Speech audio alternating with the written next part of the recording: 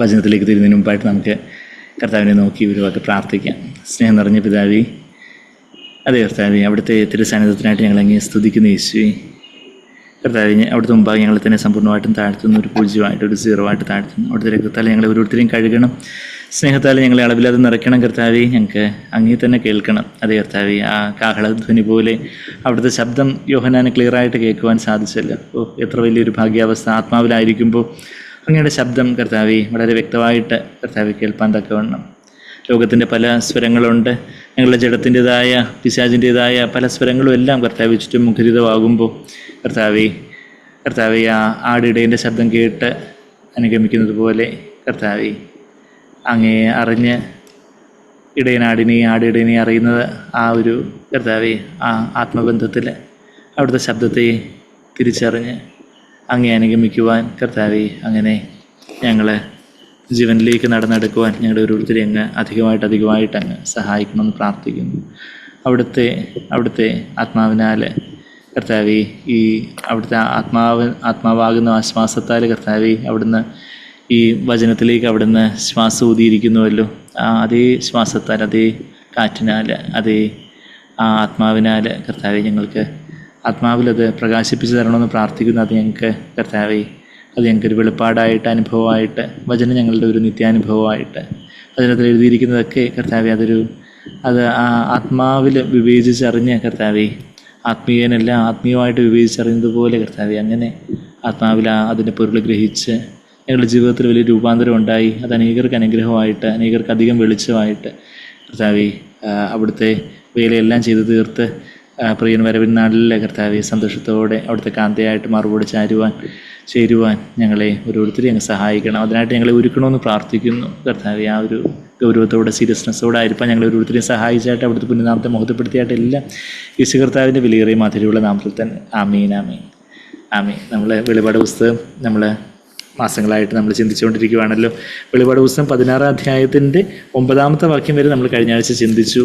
നമുക്കറിയാം പത്മോസ് ദ്വീപിൽ ഇപ്പം മോളി സിസ്റ്റർ പ്രാർത്ഥിക്കാൻ തുടങ്ങിയപ്പം പറഞ്ഞതുപോലെ ഇങ്ങനെ പത്മോസ് ദ്വീപിലെത്തിയപ്പോൾ ഒരുപക്ഷെ യോഹന്നാൻ അപ്പോസ്തലൻ ചിന്തിച്ച് കാണും എല്ലാം തീർന്നു എന്ന് വിചാരിച്ച് കാണും. ഒരുപക്ഷെ താനും ബാക്കി 11 അപ്പോസ്തലന്മാരും, അതായത് യൂദാസിനെ മാറ്റി ഇനിയിപ്പോൾ പൗലോസിനെയും കൂടെ ചേർത്ത് 12, നമ്മൾ അങ്ങനെ 12 അപ്പോസ്തലന്മാരായിട്ട് ചിന്തിക്കുകയാണെങ്കിൽ ആ ബാക്കി 11 അപ്പോസ്തലന്മാരെ, പൗലോസ് ഉൾപ്പെടെയുള്ള ആ 11 അപ്പോസ്തലന്മാരും അവർ രക്തസാക്ഷിത്വ മരണമാണ്, രക്തസാക്ഷികളായിട്ടാണ് അവരെല്ലാം മരിച്ചത്. അപ്പം യോഹന്നാൻ അപ്പോസ്തലൻ സ്വാഭാവികമായിട്ട് താനും തൻ്റെയും അവസാനമായിരിക്കാം എന്ന് ഒരുപക്ഷെ ചിന്തിച്ച് കാണുമായിരിക്കും. നമുക്കറിയത്തില്ല. അൺലെസ് ദൈവം അങ്ങനെ വെളിപ്പെടുത്തിയിട്ടില്ലായിരുന്നെങ്കിൽ അദ്ദേഹം സ്വാഭാവികമായിട്ട് ഇനി ഇത്രയും കാണുള്ളായിരിക്കാം എന്ന് അതൊരു നിരാശയുടെ ചിന്തയായിരിക്കത്തില്ല ഒരിക്കലും യോഹന്നാൻ അത് പരിശുദ്ധാത്മാവിന് അത്രയധികം നടത്തപ്പെടുന്ന ആ ഒരു മനുഷ്യന് അപ്പോൾ ഒരിക്കലും ഒരു നിരാശ എന്ന് പറയുന്നത് യഥാർത്ഥത്തിലുള്ളൊരു ക്രിസ്തുശിഷ്യൻ്റെ ഡിക്ഷണറിയിൽ ഇല്ലാത്തൊരു പദമാണ്. എന്ന് പറഞ്ഞാൽ യഥാർത്ഥത്തിലൊരു ക്രിസ്തുശിഷ്യൻ എന്ന് പറഞ്ഞാൽ എന്താ? കർത്താവിനെ എല്ലാമായിട്ട് പൂർണ്ണ ഹൃദയത്തോടെ പൂർണ്ണ പ്രാണനോടെ പൂർണ്ണ മനസ്സോടെ പൂർണ്ണ ശക്തിയോടെ സ്നേഹിക്കുന്നവൻ, പരിശുദ്ധ എല്ലാത്തിനേക്കാട്ടിലും ഉപരി, ബന്ധങ്ങളെക്കാട്ടിലും സ്വജീവനെക്കാട്ടിലും വസ്തുവകളെക്കാട്ടിലും എല്ലാത്തിലും ഉപരി കർത്താവിനെ സ്നേഹിക്കുന്ന ആ ശിഷ്യന് പരിശുദ്ധാത്മാവിൻ്റെ നിരന്തരമായിട്ടുള്ള നിറവിൽ അവിടെ നിരാശയ്ക്കോ ഭയത്തിനോ കയ്പിനോ ഒരു ആ ഒരു നിരാശയുടെ ആ ഒരു ആകുല ചിന്തയ്ക്കോ ഒന്നും സ്ഥാനമില്ല എന്ന് ഒരുപക്ഷെ താൻ കർത്താവിനോട് എല്ലാം അങ്ങ് ഇനിയിപ്പം ജീവിതത്തിൻ്റെ അവസാനമായിരിക്കും, കർത്താവിനെ എടുക്കാൻ പോവുമായിരിക്കാം എന്ന് വിചാരിക്കുന്ന ആ ഒരു സമയത്ത് അവിടെ ഒരു വലിയൊരു ആഘോർ താഴ്വരയിലൊരു പ്രത്യാശയുടെ വാതിൽ തുറക്കുന്ന ആ ഒരു കാര്യം നമ്മൾ കഴിഞ്ഞ ആ ഒരു ഡിസംബർ കോൺഫറൻസിന് ജോജി വേറെ നമുക്ക് ആ ലാസ്റ്റ് സെഷനിൽ പറഞ്ഞതുപോലെ ഹോസിയ 2:15 അത് നമ്മൾ കഴിഞ്ഞ ഒരു ന്യൂ ഇയർ പ്രോമിസായിട്ട് ഞാനത് ദൈവത്തിൽ നിന്ന് സ്വീകരിച്ചൊരു പ്രോമിസാണ്. ആഘോർ താഴ്വരയിൽ പ്രത്യാശയുടെ വാതിൽ തുറക്കും എന്നുള്ളൊരു കാര്യം എൻ്റെ ജീവിതത്തിൽ അതുപോലെ തന്നെ പല കാര്യങ്ങളിലും എനിക്കത് സാക്ഷിക്കാനും ഒക്കെ. കഴിഞ്ഞ ദിവസം ഒരു സഹോദരനോട് സംസാരിക്കുന്ന സമയത്തും ആ വാക്യം പെട്ടെന്ന് വീണ്ടും ഇന്നലെ ഒരു സഹോദരനോട് സംസാരിക്കുന്ന സമയത്ത് ആഘോർ താഴ്വരയിൽ, ആഘോർ എന്നുള്ള വാക്കിനർത്ഥം ട്രബിൾ, അതായത് പ്രയാസങ്ങളുടെ താഴ്വരയിൽ പ്രത്യാശയുടെ വാതിൽ തുറക്കും. ആ പ്രത്യാശയുടെ വാതിൽ കർത്താവ് തന്നെയാണെന്നുള്ള കാര്യമൊക്കെ നമ്മളന്ന് ചിന്തിച്ചായിരുന്നു. യോഹന്നാൻ 10:7-9 വാക്യങ്ങളിൽ യേശു തന്നെയാണ് വാതിൽ, താനൊരു തുറന്ന വാതിലായിട്ട് മുമ്പിലായിരിക്കുന്നു എന്നൊക്കെയാണ് വെളിപാട് 3:10 വാക്യത്തിൽ നമ്മൾ വായിക്കുന്നത്. അതിൻ്റെ 8ാമത്തെ വാക്യത്തിൽ നമ്മൾ വായിക്കുന്ന വെളിപാട് 3:8 ഇങ്ങനെ നമ്മൾ വായിക്കുന്നത്, ഞാൻ നിൻ്റെ പ്രവൃത്തി അറിയുന്ന അവിടെ 7 സഭകളിലേക്കും വെച്ച് ഏറ്റവും ബെസ്റ്റായിട്ടുള്ള ചർച്ച് ഏതാണെന്ന് ചോദിച്ചാൽ ഫിലാദൽഫിയ ചർച്ചും സ്മർണ ചർച്ചുമാണ്. അപ്പോൾ അവിടെ ഫിലാദൽഫിയ ചർച്ച് ഏറ്റവും ബെസ്റ്റായിട്ട് one of the best churches ആയിട്ടുള്ള ഫിലാദൽഫിയ ചർച്ചിനോട് പറയും, ഞാൻ നിൻ്റെ പ്രവൃത്തി അറിയുന്നു, ഇതാ ഞാൻ നിൻ്റെ മുമ്പിൽ ഒരു വാതിൽ തുറന്നു വെച്ചിരിക്കുന്നു, അത് ആർക്കും അടച്ചുകൂടാ, നിനക്ക് അല്പമേ ശക്തിയുള്ളൂവെങ്കിൽ നീ എൻ്റെ വചനം കാത്തു നിൻ്റെ നാമം നിഷേധിച്ചിട്ടില്ല. അപ്പം നമ്മളെ ദൈവമുമ്പാകെ യേശു പോയ അതേ വഴിയിലാണ് നമ്മളും ആയിരിക്കുന്നതെങ്കിൽ നമ്മുടെ മുമ്പിൽ എപ്പോഴും ഒരു തുറന്ന വാതിലുണ്ട്. ഞാൻ ഒരു ആമുഖമായിട്ട് പെട്ടെന്നങ്ങ് പറയുകയാണ് എന്ന് പറഞ്ഞാൽ, കർത്താവ് എങ്ങനെ വാതിലായി തീർന്നത്? I am the door of the sheep. കർത്താവ് ആടുകളുടെ വാതിലായത് യോഹന്നാൻ 10:7-9 വാക്യങ്ങളിൽ കർത്താവ് വാതിലായത് എങ്ങനെയാണെന്ന് ചോദിച്ചാൽ, തൻ്റെ ജഡമാകുന്ന തിരശ്ശീലയെ ചീന്തിയാണ് കർത്താവ് ഒരു വാതിലും വഴിയുമായി തീർന്നത്. വഴി പ്രതിഷ്ഠിച്ചു എന്നാണ് നമ്മൾ എബ്രായർ 10:19-20 വാക്യങ്ങളിൽ വായിക്കുന്നത്. പക്ഷേ വഴി പ്രതിഷ്ഠിക്കണമെങ്കിൽ ഒരു വാതിലും കൂടെ വേണം. ഇപ്പോൾ ഒരു തിരശ്ശീല ഇങ്ങനെ മൂടിക്കിടക്കുക, അതിവിശുദ്ധ സ്ഥലം, ദൈവത്തിൻ്റെ സാന്നിധ്യത്തിലേക്ക് ഒരു തിരശ്ശീല മൂടിക്കിടക്കുക. അപ്പോൾ യേശു കർത്താവ് തൻ്റെ ജഡമാകുന്ന ആ തിരശ്ശീലയെ ചീന്തിയാണ്, തൻ്റെ ജഡം എന്നുള്ളത് സ്വന്തം ഹിതമാണെന്നുള്ള കാര്യം നമുക്കറിയാം. അപ്പോൾ യേശു തൻ്റെ ജീവിതത്തിൽ എൻ്റെ ഇഷ്ടമല്ല പിതാവിൻ്റെ ഇഷ്ടം എപ്പോഴും ആയിരിക്കട്ടെ എന്ന് പറഞ്ഞ് തന്നെ താഴ്ത്തി ഏൽപ്പിച്ചുകൊണ്ടാണ് തൻ്റെ ജഡമാകുന്ന, തൻ്റെ സ്വന്തം ഹിതമാകുന്ന ആ തിരശ്ശീലയെ ചീന്തി നമുക്കായിട്ട് ആ തിരശ്ശീല ചീന്തപ്പെടുമ്പോൾ അവിടെ ആദ്യം ഒരു വാതിലുണ്ട്. ചീന്തപ്പെടുമ്പോൾ മുകളിൽ നിന്ന് താഴോട്ട് ചീന്തപ്പെടുമ്പോൾ എന്തുണ്ട്? ഒരു വാതിലുണ്ട്. ആ വാതിൽ അതേ വഴിയിലൂടെ, അതേ ചീന്തപ്പെടലിലൂടെ നമ്മളും പോവുകയാണെങ്കിൽ അത് നമുക്കൊരു ഇടുക്കുഞ്ഞെരുക്കുള്ള എന്ന ജീവൻ്റെ പുതുവഴിയായിട്ടായി തീരുന്ന ഒരവസ്ഥ. ഇടുക്കുഞ്ഞെരുക്കുള്ള വഴിയിൽ നിന്ന് ആ വഴിയെക്കുറിച്ച് കർത്താവ് തന്നെ മത്തായി 7:13-14 പറയുന്നുണ്ട്. അപ്പം യേശു എപ്പോഴാണ് നമുക്കൊരു മുമ്പിലൊരു തുറന്ന, എല്ലാവരുടെയും മുമ്പിൽ കർത്താവ് ഒരു തുറന്ന വാതിലായിട്ട്, പ്രത്യാശയുടെ വാതിലായിട്ടായിരിക്കുമോ എന്ന് ചോദിച്ചാൽ നമ്മൾ വചനപ്രകാരം പറയുമ്പം അങ്ങനെ ആയിരിക്കണമെന്നില്ല, അങ്ങനെ ആയിരിക്കില്ല. ആരുടെ മുമ്പിലാണ് വാതിലാവുന്നതെന്ന് ചോദിച്ചാൽ യേശുവിന് അതേ മനോഭാവത്തോടെ, യേശു കർത്താവ് ഈ ഭൂമിയിൽ എങ്ങനെയാണ് ജീവിച്ചത്, എൻ്റെ ഇഷ്ടമല്ല പിതാവിൻ്റെ ഇഷ്ടം എന്ന് പറഞ്ഞ് തന്നെ എപ്പോഴും പരിപൂർണമായിട്ട് ഒരു വട്ടപൂജ്യമായിട്ട് താഴ്ത്തി ഏൽപ്പിച്ചുകൊണ്ടേയിരുന്നു. അങ്ങനെ നാമും യേശുവിനെ പോലെ, അങ്ങനെ യേശു ഒരു വാതിലും വഴിയുമായി തീർന്നത് നമുക്കായിട്ട്. നമ്മളും അതുപോലെ യേശുവിൻ്റെ അതേ മനോഭാവം, ക്രിസ്തുയേശുവിലുള്ള അതേ മനോഭാവം നമ്മളിലും ആയിരിക്കട്ടെ എന്ന് ഫിലിപ്പിയർ 2:5 പറയുമ്പോൾ നമ്മളും അതേ മനോഭാവത്തോടെ ദൈവമുമ്പാകെ സമ്പൂർണ്ണമായിട്ടും വിധേയപ്പെട്ട കർത്താവെ, അവിടുത്തെ ഇഷ്ടത്തിനായിട്ട് ഞാൻ എന്നെ തന്നെ സമ്പൂർണ്ണമായിട്ടും ഫലമേൽപ്പിക്കുന്നു. ഒരു നിമിഷം പോലും കർത്താവ് എൻ്റെ ഇഷ്ടമൊന്നും വേണ്ട, എൻ്റെ ചിന്തകളിലാവട്ടെ, മനോഭാവങ്ങളിലാവട്ടെ, എൻ്റെ ഉദ്ദേശ ലക്ഷ്യങ്ങളിലാവട്ടെ, എൻ്റെ വാക്കുകളിലാവട്ടെ, പ്രവൃത്തികളിലാവട്ടെ, എല്ലാം കർത്താവെ അവിടുത്തെ ഇഷ്ടം മാത്രം ചെയ്യണം. എനിക്ക് അവിടുത്തെ ഹൃദയത്തെ എനിക്കങ്ങ് കർത്താവെ സന്തോഷിപ്പിക്കണം, അങ്ങേ പ്രസാദിപ്പിക്കുക എന്നുള്ളതാണ് എൻ്റെ ജീവിതാഭിലാഷം. 2 കൊരിന്ത്യർ 5:9 പൗലോസ് പറയുന്നത്, my ambition is to be pleasing to the lord. അവിടെ മലയാളം ബൈബിളിൽ അത് be pleasing to the lord എന്നുള്ള ഒരു അത്ര ക്ലിയർ ആയിട്ട് അങ്ങ് വന്നിട്ടില്ല. എന്നാൽ ഗ്രീക്കിലും ഇംഗ്ലീഷിലും ഒക്കെ കുറച്ചുകൂടെ നമ്മൾ ആ ഒരു ട്രാൻസ്ലേഷൻ കുറച്ചുകൂടെ ആഴത്തിൽ നമ്മൾ ചിന്തിക്കുമ്പോൾ 2 കൊരിന്ത്യർ 5:9 മലയാളത്തിൽ, അതുകൊണ്ട് ശരീരത്തിൽ വസിച്ചാലും ശരീരം വിട്ടാലും ഞങ്ങൾ അവനെ പ്രസാദിപ്പിക്കുന്നവർ ആകുവാൻ അഭിമാനിക്കുന്നു. ആ അഭിമാനിക്കുന്നു എന്നുള്ള വാക്ക് ഫിലോറ്റിമിയാമായി എന്നുള്ളൊരു വാക്കാണ്. ആ ഫിലോറ്റിമാമായി എന്നുള്ള വാക്കിൻ്റെ അർത്ഥം to be ambitious, strive earnestly. അഭിമാനിക്കുന്നു എന്ന് ട്രാൻസ്ലേറ്റ് ചെയ്യുന്നത് തെറ്റില്ല, എന്നാൽ ഇങ്ങനെയും ഞങ്ങളുടെ അത് അഭിലാഷമാകുന്നു. To be ambitious, strive earnestly, അതിനായിട്ടാണ് ഞങ്ങളുടെ വാഞ്ച, അതാണ് ഞങ്ങളുടെ അംബീഷൻ. പിള്ളേരുടെ അംബീഷൻ, എനിക്ക് ഡോക്ടർ ആവണം, എഞ്ചിനീയർ ആവണം, IAS ആവണം, എനിക്ക് ഇന്ന ആളാകണം, കളക്ടർ ആവണം, അതാണ് എന്നൊക്കെ പറഞ്ഞ ഒരു അംബീഷൻ എന്ന് പറയുന്നത് പോലെ നമ്മളുടെ ആത്മീയമായിട്ടുള്ളൊരു അംബീഷൻ കർത്താവിന് എല്ലാത്തിനും പ്രസാദമായിരിക്കണം. അങ്ങനെയുള്ളൊരാൾക്ക്, അങ്ങനെ തൻ്റെ ജീവിതത്തെ കർത്താവിൻ്റെ ഇഷ്ടത്തിനായിട്ട് സമർപ്പിച്ച ഒരാൾക്ക് കർത്താവ് പോയ അതേ മനോഭാവത്തിൽ നമ്മളും ആയിരിക്കുന്നുവെങ്കിൽ കർത്താവ് നമ്മളുടെ മുമ്പാകെ ഒരു തുറന്ന വാതിലായിരിക്കും, ഒരു തുറന്ന വഴിയായിരിക്കും. ഏതൊരു സാഹചര്യത്തിലും അവിടെ നമ്മൾ നടക്കേണ്ടുന്ന വഴി ഇതെന്ന് കാണിച്ചു തരുവാൻ തക്കവണ്ണം കർത്താവ് ഒരു തുറന്ന വാതിലായിട്ട്, ഇതാ ഞാൻ ഇതിൻ്റെ മുമ്പിലൊരു തുറന്ന വാതിൽ, ആഘോർ താഴ്വരയിലെ പ്രത്യാശയുടെ വാതിലായിട്ട്. അത് കഴിഞ്ഞിട്ട് തൊട്ട് താഴെയാണ് 3-ാം അധ്യായത്തിൻ്റെ അവസാനം ലവോദിസ്യ സഭയോട് അവരെ സംബന്ധിച്ചുള്ള എല്ലാ വാതിലൊക്കെ അടച്ചു വെച്ചേക്കും. അവർ യേശുവിനെ തന്നെ പുറത്താക്കി ലവോദിസ്യ സഭക്കാർ വാതിലൊക്കെ അടച്ചു വെച്ചേക്കും. അപ്പം കർത്താവ് ഹൃദയവാതിൽക്ക് നിന്ന് അവരുടെ ചർച്ചിൻ്റെ വാതിൽക്ക് നിന്ന്, സഭയുടെ വാതിൽക്ക് നിന്ന്, സഭയുടെ ബിൽഡിങ്ങിൻ്റെ വാതിൽക്കലല്ല, ആ ആത്മീയമായ അവരുടെ ആ ഒരു അവരുടെ ആത്മീയമായ കൂടിവരവല്ലായിരുന്നു, എന്നാൽ അവരുടെ ആ ഒരു കൂടിവരവിലേക്ക് ദൈവത്തിൻ്റെ കർത്താവ് അവിടെ പുറത്തു നിന്ന് മുട്ടുന്ന ഒരു ഗതികേട് അവിടെ കർത്താവിന് വന്നതായിട്ട് നമ്മൾ വെളിപാട് 3:20 നമ്മൾ വായിക്കുന്നത്, ഇതാ ഞാൻ വാതിൽക്ക് നിന്ന് മുട്ടുന്നു. അപ്പോൾ വാതിൽ നമ്മളുടെ ജീവിതത്തിൽ നമ്മുടെ സ്വന്തം ഇഷ്ടമാകുന്ന ആ വാതിൽ നമ്മളങ്ങ് തുറക്കുമ്പോൾ, അതായത് സ്വന്തം ഇഷ്ടത്തെ കർത്താവിൻ്റെ ഇഷ്ടത്തിനായിട്ട് സമർപ്പിക്കുമ്പോൾ അവിടെ കർത്താവ് വീണ്ടും ഒരു തുറന്ന വാതിലായിട്ട്, അത് സ്വർഗത്തിലൊരു തുറന്ന വാതിൽ കണ്ടു എന്നാണ് അതിൻ്റെ തൊട്ടടുത്ത് 4-ാം അധ്യായത്തിൻ്റെ 1-ാമത്തെ വാക്യം. വെളിപാട് 4:1 അനന്തരം സ്വർഗത്തിലൊരു വാതിൽ തുറന്നിരിക്കുന്നത് ഞാൻ കണ്ടു. അപ്പോൾ ഫിലാദൽഫിയ ചർച്ചിൽ അവർക്കൊരു തുറന്ന വാതിലായിരുന്നു. അവരെപ്പോഴും ദൈവത്തിൻ്റെ ഇഷ്ടത്തിനായിട്ട് സമ്പൂർണ്ണമായിട്ട് സമർപ്പിക്കപ്പെട്ട ഒരു ഏറ്റവും നല്ലൊരു ചർച്ചായിരുന്നു. എന്നാൽ ലവോദിക്ക ചർച്ചിൽ അവർ ദൈവത്തെ എല്ലാം കൊട്ടിയടച്ച് കർത്താവിനെ തന്നെ വെളിയിലാക്കി അവരായിട്ടൊരു ക്ലബ്ബായിട്ട് അങ്ങ് കൂടി ആഘോഷിച്ചുകൊണ്ട് പല പല മീറ്റിങ്ങും കാര്യങ്ങളും യോഗങ്ങളും എല്ലാം നടത്തി വലിയ ആടിപ്പാടി അവർ നല്ലൊരു ടൈമായിരുന്നു അവർക്ക്, അവരെ സംബന്ധിച്ചിടത്തോളം. എന്നാൽ കർത്താവിനെ സംബന്ധിച്ചോളം അവർ സഭയ്ക്ക് പുറത്തായിരുന്നു, ലവോദിക്ക സഭയുടെ പുറത്തായിരുന്നു.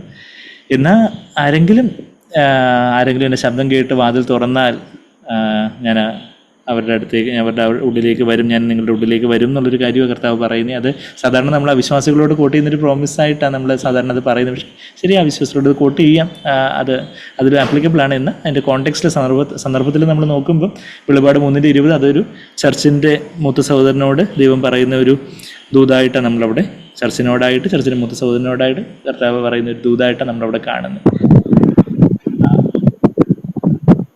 അങ്ങനെയുള്ളൊരു അവസ്ഥയാണ് നമ്മളവിടെ കാണുന്നത്. അപ്പം നമ്മളുടെ ജീവിതത്തിൽ എല്ലാ മേഖലകളും കർത്താവിൻ്റെ ഇഷ്ടത്തിനായിട്ട് നമ്മൾ തുറന്നു കൊടുക്കുകയാണെങ്കിൽ, അങ്ങനെ നമ്മുടെ സ്വന്തം ഇഷ്ടമാകുന്ന ആ ജഡത്തെ കർത്താവിനെ യേശു കർത്താവ് ഒരു വാതിലും വഴിയുമാകാൻ തൻ്റെ ജഡത്തെ ചിന്തപ്പെടുവാനായിട്ട് ഏൽപ്പിച്ചു കൊടുത്തതുപോലെ നാമും അതുപോലെ നമ്മെ തന്നെ ദൈവത്തിൻ്റെ ഇഷ്ടത്തിനായിട്ട് ഏൽപ്പിച്ചു കൊടുക്കുകയാണെങ്കിൽ, ദൈവത്തിൻ്റെ വചനത്തിനായിട്ട് ഇഷ്ടത്തിനായിട്ട് ദൈവത്തിൻ്റെ ആലോചനകൾക്കായിട്ട്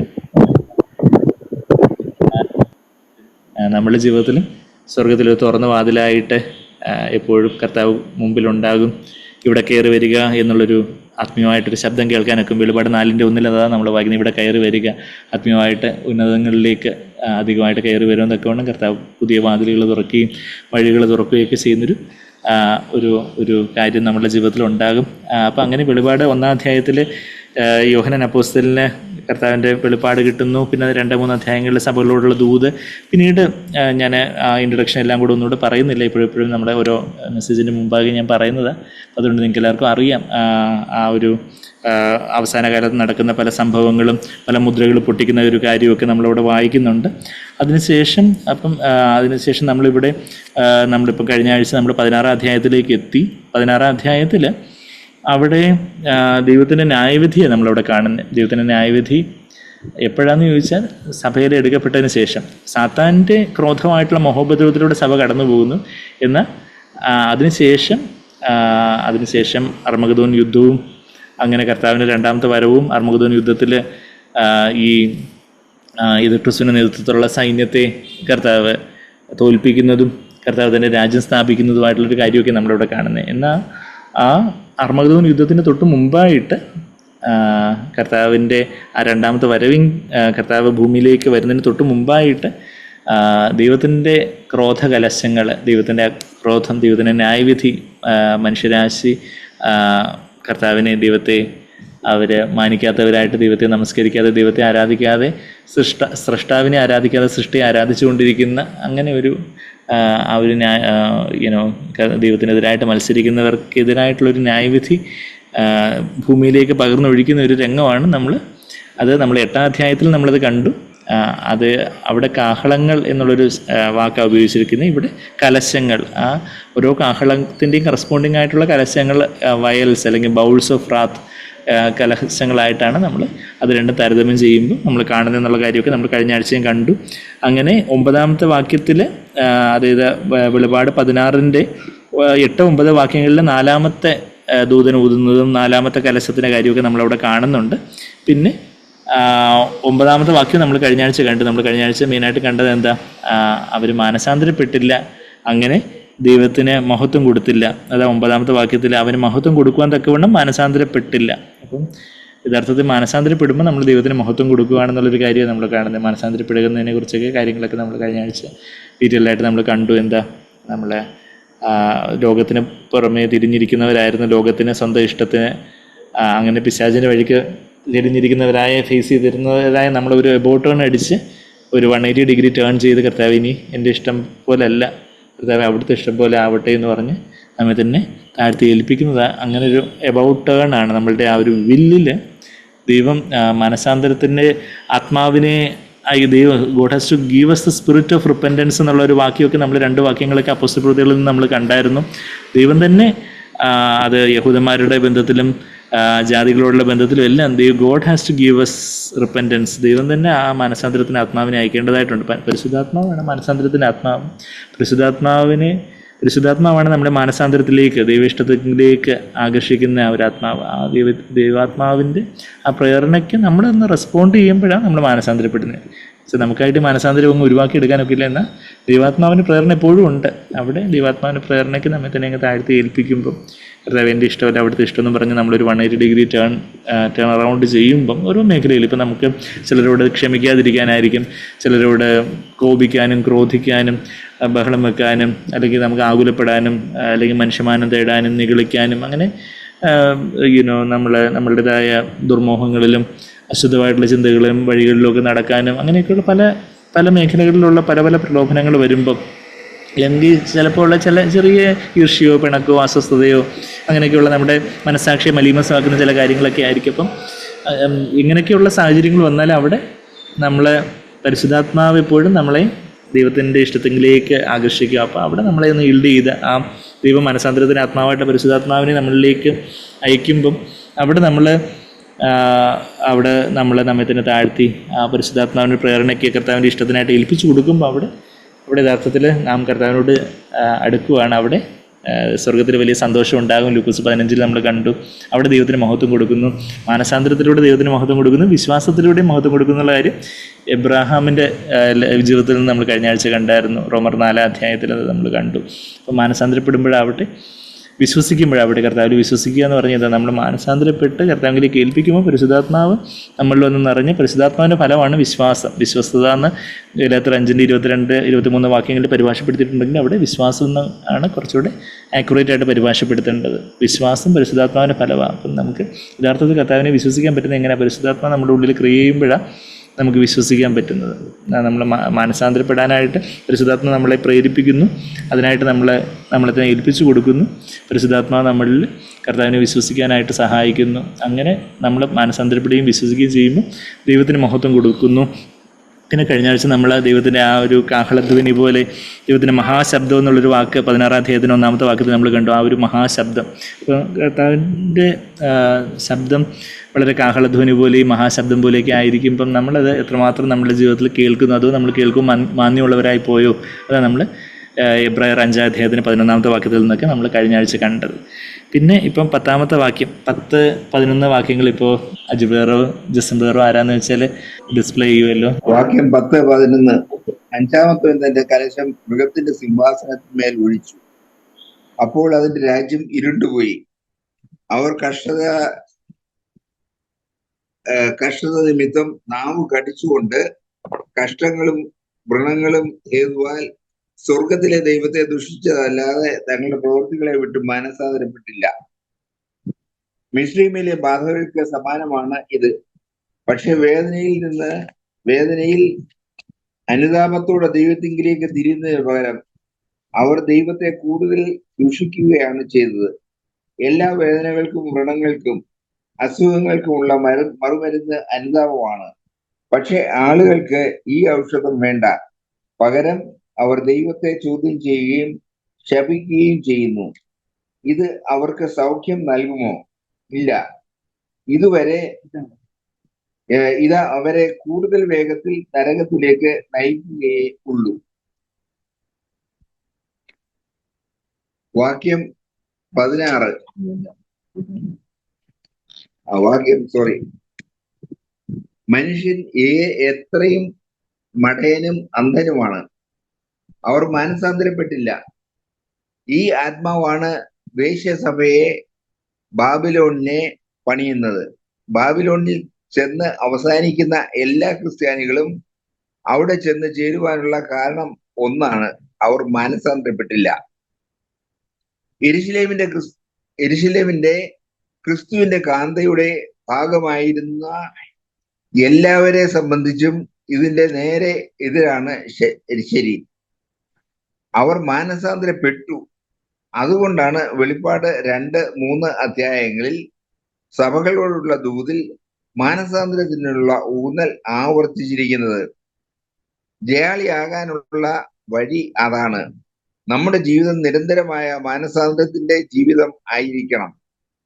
ജീവിതത്തിലോ ശുശ്രൂഷയിലോ ഇതുവരെയും ക്രിസ്തുവിനെ പോലെ ആയിട്ടില്ല എന്നതുകൊണ്ടാണ് നാം അനുതപിക്കുന്നത്.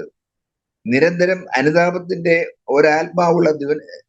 ആത്മാവുള്ള ദിനം തോറും തങ്ങളെ തന്നെ വിധിക്കുവാൻ എന്തെങ്കിലും കണ്ടെത്തുന്ന ആളുകളെ കൊണ്ടാണ് യഥാർത്ഥ സഭ യെരൂശലേം പണിയപ്പെടുന്നത്. ഞാൻ പറഞ്ഞത് അല്ലെങ്കിൽ ചെയ്തത് ക്ഷമിക്കണം എന്നൊരു സഹോദരനോട് പറയുവാൻ നിങ്ങൾക്ക് ബുദ്ധിമുട്ടാണെങ്കിൽ നിങ്ങളുടെ സ്ഥിതി ദയനീയമാണ്. കാരണം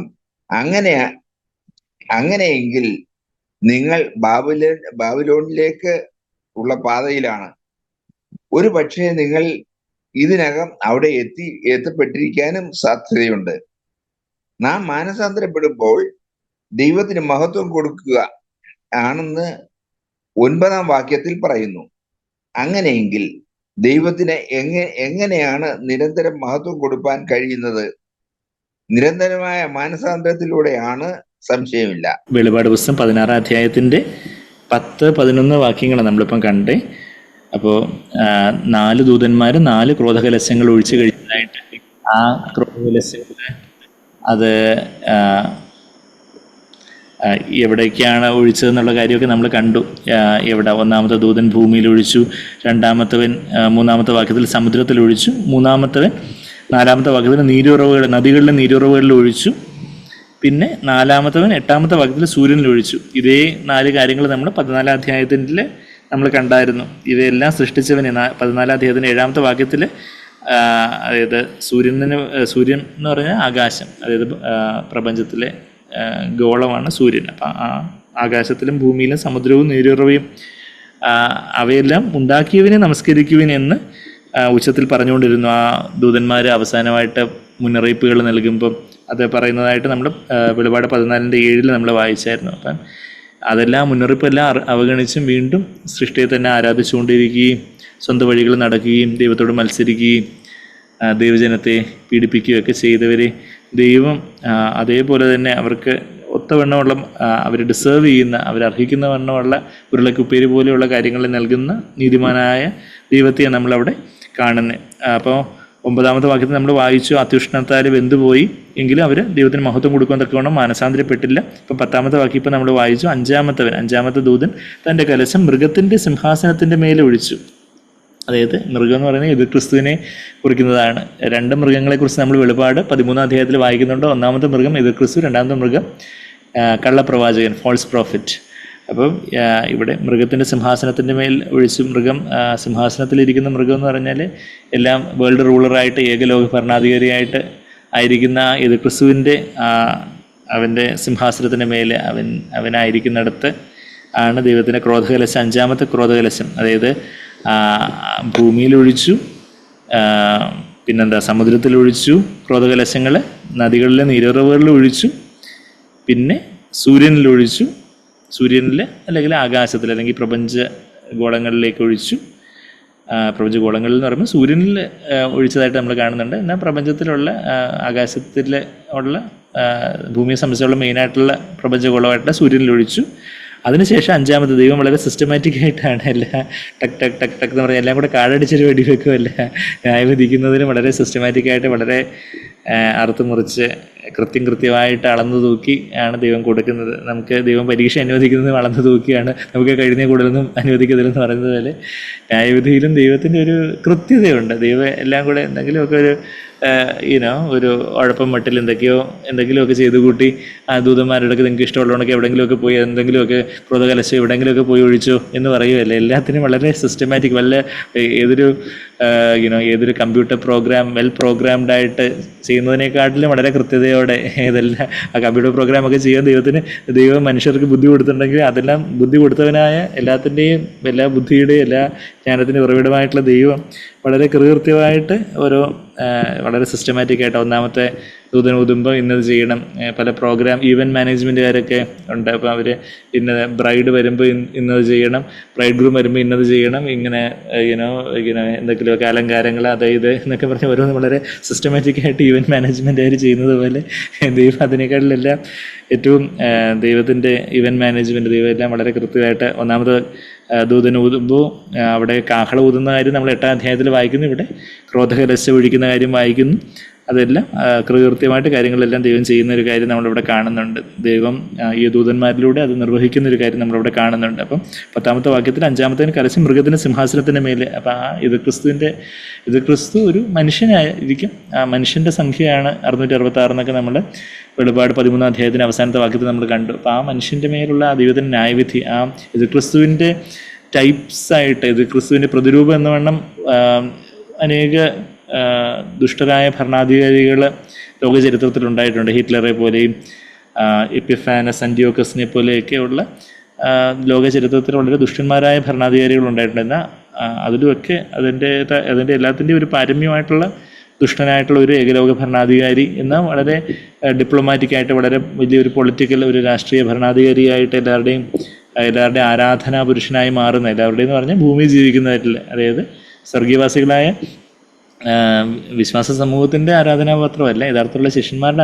ആരാധനാപാത്രമല്ല, ബാക്കി ഭൂമിയിൽ തന്നെ കെട്ടപ്പെട്ടിട്ടിരിക്കുന്നവരായിട്ടുള്ള ഭൂവാസികളായിട്ടുള്ളവരുടെ ആരാധനാ പുരുഷനായി തീരത്തൊക്കെ വണ്ണം ഒരു വലിയ ഗിഫ്റ്റഡും ടാലൻറ്റഡും ഭയങ്കര ഇലോക്വൻ്റ് ആയിരിക്കും, വളരെ പ്രസംഗചാതുരിയും വളരെ ലീഡർഷിപ്പ് സ്കിൽസും ഒക്കെയുള്ള ഭയങ്കര ഒരു കരിസ്മാറ്റിക് ലീഡറായിട്ടുള്ള വലിയ ഗിഫ്റ്റഡ് ടാലൻറ്റഡ് ലീഡറായിട്ടുള്ള വളരെ ആരെയും പ്രസംഗത്തിൽ ഇങ്ങനെ എല്ലാവരും നമ്പരിപ്പിച്ച് ഞെട്ടിച്ച് കളയുന്ന തരത്തിലുള്ള വലിയ കഴിവുകളൊക്കെ ഉള്ള ഒരു മനുഷ്യൻ, ആ മനുഷ്യൻ്റെ മേലുള്ള ദൈവത്തിൻ്റെ ന്യായവിധിയാണ് നമ്മളിപ്പം 5-ാമത്തെ ദൂതൻ ഈ ക്രോധകലശം കൊണ്ട് മൃഗത്തിൻ്റെ സിംഹാസനത്തിൽ ചെന്ന് ഒഴിക്കുന്നതായിട്ട് നമ്മൾ 10-ാമത്തെ വാക്യത്തിൽ നമ്മൾ കാണുന്നത്. വെളിപാട് 16-ന്റെ 10-ാമത്തെ വാക്യം. ദൈവം എത്ര നീതിയോടെ ന്യായത്തോടെ കാര്യങ്ങൾ ചെയ്യുന്നു എന്നുള്ളൊരു കാര്യം നമ്മളവിടെ കാണുന്നുണ്ട്. ഇത് ക്രിസ്തു എത്രയോ ദൈവമക്കളെ ആ മഹോപദ്രവത്തിൽ എത്രമാത്രം പീഡിപ്പിച്ചിട്ടുണ്ടാവും എന്നാൽ ആ ദൈവമക്കളെല്ലാവരും യഥാർത്ഥത്തിൽ ക്രിസ്തുവിൻ്റെ ആത്മാവിനാൽ അവരെല്ലാം ദൈവത്തോട് ക്ഷമിച്ച്, ദൈവമേ ഈ പാപം ഇവരോട് കണക്കിടരുതേ, ദൈവമേ ഇവർ ചെന്നെന്ന് അറിയാമെങ്കിൽ ഇവരോട് ക്ഷമിക്കണമേ എന്ന് ആ ദൈവത്തിൻ്റെ ഭൃത്യന്മാരും ദാസന്മാരും പ്രവാചകന്മാരും ഒക്കെ അന്ന് പ്രാർത്ഥിച്ച് കാണും. എന്നാൽ ദൈവത്തിൻ്റെ ഇപ്പം യേശു കർത്താവും ക്രൂസിൽ കിടന്നപ്പോൾ പലരും ചോദിക്കും, യേശു കർത്താവ് ക്രൂസിൽ പിതാവിനോട് പ്രാർത്ഥിച്ചില്ലേ ഇവർ ചെയ്യുന്നത് എന്തെന്ന് അറിയാമെങ്കിൽ, ഇപ്പം റോമൻ പടയാളികളാവട്ടെ അല്ലെങ്കിൽ അവിടെ കർത്താവിനെ യഥാർത്ഥ ക്രൂശ് മരണത്തിലേക്ക് എത്തിച്ച ആ ഒരു പരീശന്മാരും ശാസ്ത്രിമാരും അന്നത്തെ ആ യഹൂദ നേതാക്കളാവട്ടെ അവർ ചെയ്യുന്നത് എന്തെന്ന് അറിയാമെങ്കിൽ അവരോട് ക്ഷമിക്കണമെന്ന് കർത്താവ് പിതാവിനോട് പ്രാർത്ഥിച്ചിട്ട് അപ്പം പിതാവ് അവരോട് ക്ഷമിച്ചോ എന്ന് നമ്മൾ ചോദിക്കുകയാണെങ്കിൽ യേശു മനുഷ്യനെന്ന നിലയിൽ യേശു കർത്താവ് നമ്മളത് സാങ്ക്ലറിൽ നിന്ന് തന്നെ അതിൻ്റെ ഉത്തരം നമ്മൾ കേട്ടിട്ടുണ്ട്. പലർക്കും ഉണ്ടാകാവുന്നൊരു സംശയം, അപ്പം ദൈവം അവരോടങ്ങ് ക്ഷമിച്ചോ എന്ന് ചോദിച്ചാൽ യേശു കർത്താവ് ഒരു മനുഷ്യനെന്ന നിലയിൽ താൻ ഈ ഭൂമിയിലായിരുന്നപ്പം തനിക്കെതിരെ എല്ലാം ചെയ്യുന്നവരോടെല്ലാം കർത്താവ് ക്ഷമിച്ചു. കർത്താവ് അവർ മാനസാന്തരപ്പെട്ടാലേ ക്ഷമിക്കത്തുള്ളൂ പറഞ്ഞില്ല. കർത്താവ് മനുഷ്യനെന്ന നിലയിൽ അവർ മാനസാന്തരപ്പെട്ടാലും ഇല്ലെങ്കിലും തനിക്ക് അവരോടൊരു വിരോധമോ കയ്പൊന്നും ഇല്ലെന്ന് മാത്രവുമല്ല പിതാവിനോടും പ്രാർത്ഥിക്കുക, ദൈവമേ അവരോട് ക്ഷമിക്കണമേ. അത് യഥാർത്ഥത്തിലുള്ളൊരു ക്രിസ്തുവിൻ്റെ സ്നേഹത്തിൻ്റെ പരിശുദ്ധാത്മാവ്, നമ്മൾ യഥാർത്ഥത്തിൽ പരിശുദ്ധാത്മാവിനാൽ നിറയപ്പെടുമ്പോൾ ദൈവത്തിൻ്റെ നേച്ചർ അതാ. ദൈവം അതുപോലെ ആ ഒരു ക്ഷമിക്കുന്ന മനുഷ്യനെന്ന നിലയിൽ നമുക്ക് ആരോടും ഒരു കയ്പോ വിരോധമോ അല്ലെങ്കിൽ പ്രതികാരമോ വെക്കാനുള്ളൊരു അവകാശം നമുക്കില്ല. എന്നാൽ പ്രതികാരം യഹോവയ്ക്കുള്ളത്. Vengeance belongs to God. അത് നമ്മളത് ഡിട്രോണമി ആവർത്തന പുസ്തകം 32-ാം അധ്യായത്തിലുള്ള ആ ഒരു വാക്യം, അത് പൗലോസ് റോമർ 12-ാം അധ്യായത്തിൻ്റെ 20-ാമത്തെ വാക്യത്തിലൊക്കെ അത് കോട്ട് ചെയ്തുകൊണ്ട് പ്രതികാരം ദൈവത്തിനുള്ളതെന്നുള്ളൊരു കാര്യം നമ്മളവിടെ വായിക്കുന്നു. പ്രതികാരം നമുക്കുള്ളതല്ല, നമുക്ക് പ്രതികാരം ചെയ്യാൻ അനുവാദമില്ല. നമ്മൾ മനുഷ്യൻ നിലയിൽ നമ്മൾ അവരോടും ക്ഷമിക്കുന്നു, അവരോട് ക്ഷമിക്കണമെന്ന് നമ്മൾ അവർക്ക് വേണ്ടി ദൈവത്തോട് പ്രാർത്ഥിക്കുകയും ചെയ്യുന്നു. എന്നാൽ ദൈവം നീതിമാനായതുകൊണ്ട്, ദൈവം ന്യായാധിപനായതുകൊണ്ട്, ന്യായപതി ആയതുകൊണ്ട്, the judge of the universe ആയതുകൊണ്ട്, കർത്താവ് ജഡ്ജ് അല്ലെങ്കിൽ ന്യായാധിപൻ എന്നുള്ള ഒരു കർത്താവിനെ കുറിച്ചുള്ള ദൈവത്തെക്കുറിച്ചുള്ള പദപ്രയോഗം തന്നെ നമ്മൾ യാക്കോബിൻ്റെ ലേഖനത്തിൽ കാണുന്നുണ്ടല്ലോ. യാക്കോബിൻ്റെ ലേഖനത്തിലേക്ക് നമ്മൾ നോക്കുമ്പോൾ അവിടെ ബിഹോൾഡ് നമ്മൾ സങ്കീർത്തനങ്ങളിലുമൊക്കെ അനേകയിടങ്ങളിൽ ദൈവത്തെ ജഡ്ജായിട്ട്, ന്യായാധിപനായിട്ട് നമ്മളവിടെ കാണുന്നുണ്ട്. ഇവിടെ യാക്കോബിൻ്റെ പുസ്തകത്തിലും അതിൻ്റെ 5-ാം അധ്യായത്തിൻ്റെ ആദ്യത്തെ ലോ ഗിവർ ആൻഡ് ജഡ്ജ്, അതിൻ്റെ 4:12 യാക്കോബ് 4:12 ന്യായപ്രമാണ കർത്താവും ന്യായാധിപതിയും ഒരുവനേ ഉള്ളൂ, രക്ഷിക്കുവാനും നശിപ്പിക്കുവാനും ശക്തനായവൻ തന്നെ, കൂട്ടുകാരനെ വിധിക്കുവാൻ നീയായിരുന്നു. നമ്മൾ മറ്റുള്ളവരെ വിധിക്കാനോ അല്ലെങ്കിൽ പ്രതികാരം ചെയ്യാനോ നമുക്ക് അധികാരമില്ല, നമ്മൾ വെറും മനുഷ്യർ. എന്നാൽ ഇതെല്ലാം സൃഷ്ടിച്ചവനായ ന്യായപ്രമാണ കർത്താവ്, ദ ലോ ഗിവർ, ന്യായപ്രമാണം നമുക്ക് തന്നവനും ന്യായപതിയും, there is only one law giver and judge, the one who is able to save and destroy. ആ ഒരു ജഡ്ജ് എന്നുള്ളൊരു പദപ്രയോഗം സങ്കീർത്തനങ്ങളിലും പലയിടങ്ങളിലും നമ്മൾ ദൈവത്തെ ന്യായാധിപനായിട്ട് സങ്കീർത്തനക്കാരൻ പറയുന്നതായിട്ടൊക്കെ നമ്മൾ പല സങ്കീർത്തനങ്ങളിലും നമ്മൾ വായിക്കുന്നുണ്ട്. അപ്പം അതുകൊണ്ട് യേശു മനുഷ്യനെന്ന നിലയിൽ അവരോട് ക്ഷമിച്ചു. എന്നാൽ ദൈവപിതാവ് നീതിമാനായ ധന്യനായ ന്യായാധിപതിയായ കർത്താവ് റൈച്ചസ് ജഡ്ജ് ആയതുകൊണ്ട് അവർ മാനസാന്തരപ്പെടാത്തത് കൊണ്ട് അവരോട് ക്ഷമിച്ചില്ല. അവർ ഇനിയിപ്പോൾ അവരിൽ കുറച്ച് പേര് മാനസാന്തരപ്പെട്ടെങ്കിൽ ദൈവം അവരോട് ക്ഷമിക്കും. പക്ഷേ അവർ ചെയ്തതിൻ്റെ പല ഭവിഷ്യത്തുകൾ അവർ അഭിമുഖീകരിക്കേണ്ടി വരും. വിതയ്ക്കുന്നവൻ കൊയ്യും എന്ന് ആരാ പറയുന്നത്? കർത്താവ് തന്നെ പറയുന്നത്. ഗലാത്യർ 6:7 പരിശുദ്ധാത്മാവ് പൗലോസിനോട് പറയുകയാണ്, as you sow, so you reap. വിതയ്ക്കുന്നത് കൊയ്യും. അപ്പം നമ്മൾ എന്തെങ്കിലുമൊക്കെ പാപങ്ങൾ ചെയ്യുന്നു, പാപത്തിൽ വീഴുന്നു, അപ്പോൾ നമ്മൾ യഥാർത്ഥത്തിൽ മാനസാന്തരപ്പെട്ട കർത്താവ് തീർച്ചയായിട്ടും ക്ഷമിക്കും. പക്ഷേ ആ പാപത്തിൻ്റെ ചില അനന്തരഫലങ്ങൾ, ഇപ്പോൾ ഒരാൾ മദ്യപിക്കുന്നു, അങ്ങ് മദ്യപിച്ച് ഒരു ദിവസം അദ്ദേഹം മാനസാന്തരപ്പെട്ടു.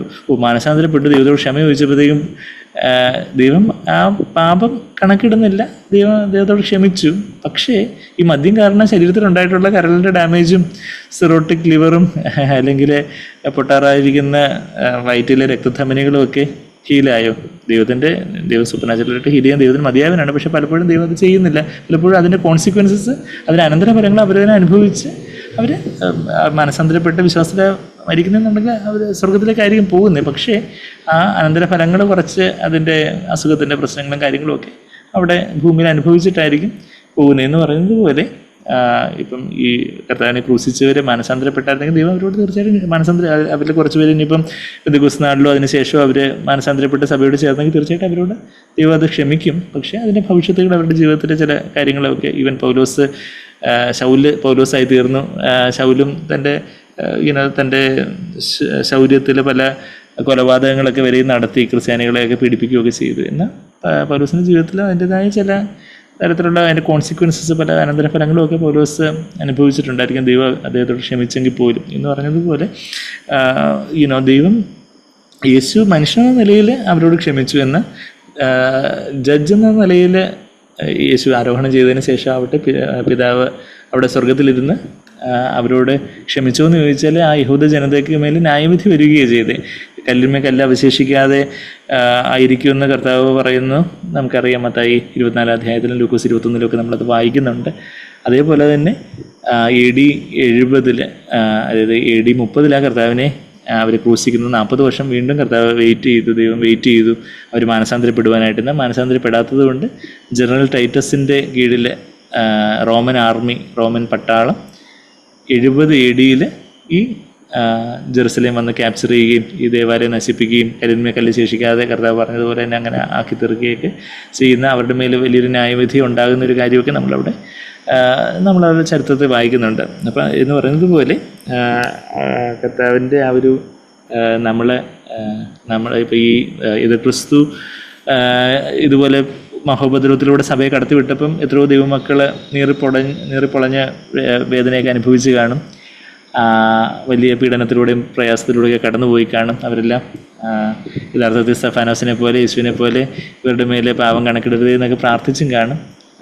എന്നാൽ ദൈവത്തിൻ്റെ ആ ഒരു ന്യായമായിട്ടുള്ള നീതിപരമായിട്ടുള്ള ഒരു ന്യായവിധി അവിടെ നമ്മളവിടെ കാണുക. അതിൻ്റെ 10ാമത്തെ വാക്യത്തിൽ നമ്മൾ വായിച്ചതുപോലെ മൃഗത്തിൻ്റെ സിംഹാസനത്തിന്മേൽ ഒഴിച്ചു, അപ്പോൾ അതിൻ്റെ രാജ്യം ഇരുണ്ടുപോയി. അവൻ്റെ രാജ്യമൊക്കെ വലിയ വെളിച്ചവും വലിയ വലിയ ലൈം ലൈറ്റും കാര്യങ്ങളൊക്കെ ആയിട്ട് വലിയ പ്രകാശവും കാര്യങ്ങളൊക്കെ ആയിട്ട് അവൻ വലിയ മണിമാളികയിൽ വലിയ ഒത്തിരി ലൈറ്റ്സും കാര്യങ്ങളൊക്കെ വെച്ച് വലിയ ലൈറ്റോട് കൂടിയൊക്കെ ഇരുന്നതായിരുന്നു.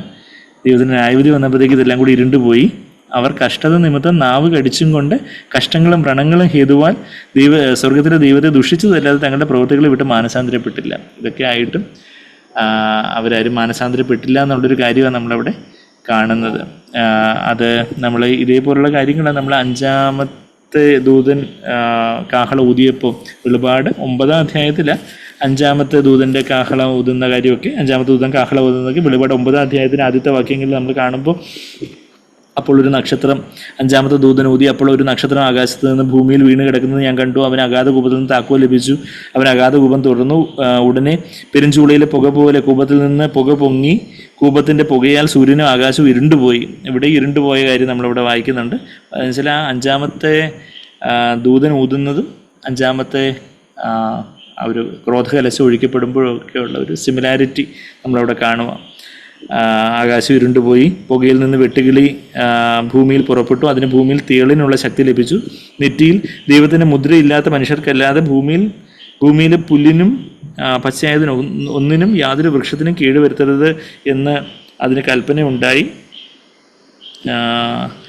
അത് കഴിഞ്ഞിട്ട് അവരെ കൊല്ലുവാനല്ല 5 മാസം ദണ്ഡിപ്പിക്കുവാൻ അത്ര. ഇവിടെ നമ്മൾ വായിച്ചത് വലിയ വേദനയുടെ കാര്യമാണ്. നമ്മളിവിടെ 10-ാമത്തെ അധ്യായം 11-ാമത്തെ വാക്യം 16-11 വായിച്ചത് നാവ് കടിച്ചും കൊണ്ട് നാവ് കടിച്ചുള്ള വേദന കഷ്ടങ്ങളും വ്രണങ്ങളും ഹേതുവാൽ സ്വർഗത്തിലെ ദൈവത്തെ ദുഷിപ്പിച്ചതല്ലാതെ ബിക്കോസ് ഓഫ് ദ പെയിൻസ് അവർ കഷ്ടത നിമിത്തം നാവ് കടിച്ചുകൊണ്ട് കഷ്ടങ്ങളും വ്രണങ്ങളും ഹേതുവാൽ. ഇംഗ്ലീഷിൽ പെയിൻസ് എന്നുള്ളൊരു വാക്കും കൂടി ഉപയോഗിക്കുന്നുണ്ട്. Because of the pains and the source.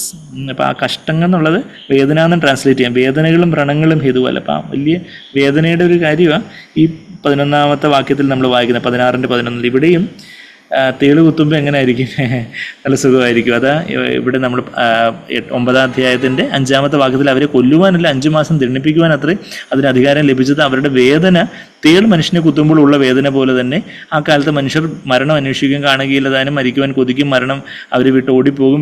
ഞാൻ വായിക്കുന്നത് 9-6 അപ്പം വായിച്ച് 7-ാമത്തെ വാക്യം വെട്ടുകിളിയുടെ രൂപ യുദ്ധത്തിന് സമയിച്ച് കുതിരയ്ക്ക് സമം, തലയിൽ പൊൻകിരീടം ഉള്ളതുപോലെയും മുഖം മനുഷ്യമുഖം പോലെ ആയിരുന്നു. സ്ത്രീകളുടെ മുടി പോലെ അതിന് മുടിയുണ്ട്. പല്ല് സിംഹത്തിൻ്റെ പല്ല് പോലെ ആയിരുന്നു. ഇരുമ്പ് കവചം പോലെ കവചമുണ്ട്. ചെറുകിൻ്റെ ഒച്ച ഓടുന്ന അനേകം കുതിര തേരുകളുടെ ഒച്ച പോലെ ആയിരുന്നു. തേളിനുള്ളതുപോലെ വാലും വിഷമുള്ളുമുണ്ട്. മനുഷ്യരെ 5 മാസം ഉപദ്രവിക്കാൻ അതിനുള്ള ശക്തി വാലിലായിരുന്നു. അഗാധദൂതൻ അതിൻ്റെ രാജാവായിരുന്നു. അവൻ എബ്രായ ഭാഷയിൽ അബദ്ധ്യൻ. ഇതൊക്കെ നമ്മൾ കണ്ട വാക്യങ്ങളാണ്. ഞാൻ ഒന്നുകൂടെ അത് വായിക്കുക. ഇതേപോലുള്ള കാര്യങ്ങളാണ്. നമ്മളിപ്പം 5-ാമത്തെ ക്രോധകലശം ഒഴിക്കപ്പെട്ടപ്പോഴും അബദ്ധ്യൻ എന്ന യവന ഭാഷയിൽ അപ്പല്യോൻ എന്ന പേര് കഷ്ടം 1 കഴിഞ്ഞു. ഇനി 2 കഷ്ടം പിന്നാലെ വരുന്നു എന്ന് പറഞ്ഞു. പിന്നെ 6-ാമത്തെ ദൂതന് ഊതുന്ന ഒരു കാര്യം നമ്മളവിടെ അതിൻ്റെ 13-ാമത്തെ വാക്യത്തിൽ വായിക്കുന്നു. നമ്മൾ തിരിച്ച് ഇങ്ങോട്ട് വരുമ്പം നമ്മൾ പ്രവർത്തികളെ വിട്ട് 12-ാമത്തെ വാക്യം നമ്മളിപ്പോൾ തുടർന്ന് വായിക്കാം. അപ്പോൾ നമ്മളിപ്പം ഉത്തമഗീതം അന്തിമവിജയം പുസ്തകത്തിൽ നമ്മളെന്താ വായിച്ചേ?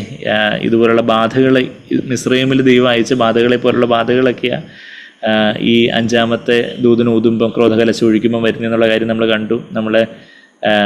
ഇപ്പോൾ നമ്മളത് അന്തിമവിജയം പുസ്തകത്തിലൊരു സെൻറ്റൻസ് നമ്മൾ വായിച്ചു. Repentance is the best medicine for all pains and sorrows and sicknesses. എന്തെല്ലാം കഷ്ടങ്ങളും പ്രയാസങ്ങളും കാര്യങ്ങളൊക്കെ വരുമ്പോഴും യഥാർത്ഥ മാനസാന്തരം കർത്താവേ എന്നെ തന്നെ ഒരു കൂടെ താഴ്ത്തി ഏൽപ്പിക്കുന്നു. കർത്താവിൻ്റെ ജീവിതത്തിൽ എന്തെങ്കിലും കുറവുകളുണ്ടെങ്കിൽ കർത്താവ് അതെല്ലാം വിട്ടുതിരിഞ്ഞ് അങ്ങയിലേക്ക് എന്നെ തന്നെ താഴ്ത്തി ഏൽപ്പിക്കുന്നു കർത്താവേ എന്ന് പറയുന്ന ആ ഒരു മാനസാന്തരം. ആ ഒരു മാനസാന്തരമാണ് ഏതൊരു വേദനയോ ദുരിതമോ ഒക്കെ ഉണ്ടായാലും അതിനുള്ള യഥാർത്ഥത്തിലുള്ള മറുമരുന്നെന്ന് പറയും മാനസാന്തരം. എന്ന മനുഷ്യരെന്താ ചെയ്ത് അവർ മാനസാന്തരപ്പെടാതെ ആയിരുന്നു എന്നുള്ള കാര്യം നമ്മളിപ്പം വായിച്ച്. അപ്പം മാനസാന്തരപ്പെടാത്തവരാണ് യഥാർത്ഥത്തിൽ ബാബിലോൺ ബിൽഡ് ചെയ്യുന്നത്. വ്യാജ സഭ അല്ലെങ്കിൽ വേശ്യാസഭയായിട്ടുള്ള ബാബിലോൺ. കർത്താവിൻ്റെ പേര് പറയുമെന്ന യഥാർത്ഥത്തിൽ മാനസാന്തരമൊന്നുമില്ല. അവർ വലിയ വലിയ ഗ്രേറ്റ് വലിയ മഹതിയാം ബാബിലോൺ പോലെ വലിയ ഗ്രേറ്റ് ആയിട്ടുള്ള വലിയ കാര്യങ്ങളൊക്കെയാണ് പറയുന്നത്. പക്ഷേ യഥാർത്ഥത്തിൽ ജീവിതത്തിലൊരു മാനസാന്തരം, പാപത്തെ വിട്ടുതിരിഞ്ഞ് ലോകത്തെ വിട്ടുതിരിഞ്ഞ് ജഡത്തിൻ്റെ കാര്യങ്ങളെ വിട്ടുതിരിഞ്ഞ് പിശാചിൻ്റെതായ കാര്യങ്ങളെ വിട്ടുതിരിഞ്ഞ് ദൈവത്തോട് പറ്റിച്ചേരുന്ന ഒരു മാനസാന്തരമില്ല. എന്നാൽ അവർ വലിയ കാര്യങ്ങളാണ് ചെയ്യുകയും പറയുകയൊക്കെ ചെയ്യുന്നത്. അതാ ബാബിലോണിൻ്റെ ഒരു ബാബിലോൺ ദ ഗ്രേറ്റ് എന്ന പലതവണ വെളിപാട് പുസ്തകത്തെ നമ്മൾ വായിക്കുന്നത്. Jerusalem the holy city, Jerusalem എന്ന വിശുദ്ധമായ നഗരം. യഥാർത്ഥത്തിലുള്ള സഭ മാനസാന്തരപ്പെടുന്നവരെ കൊണ്ടാണ്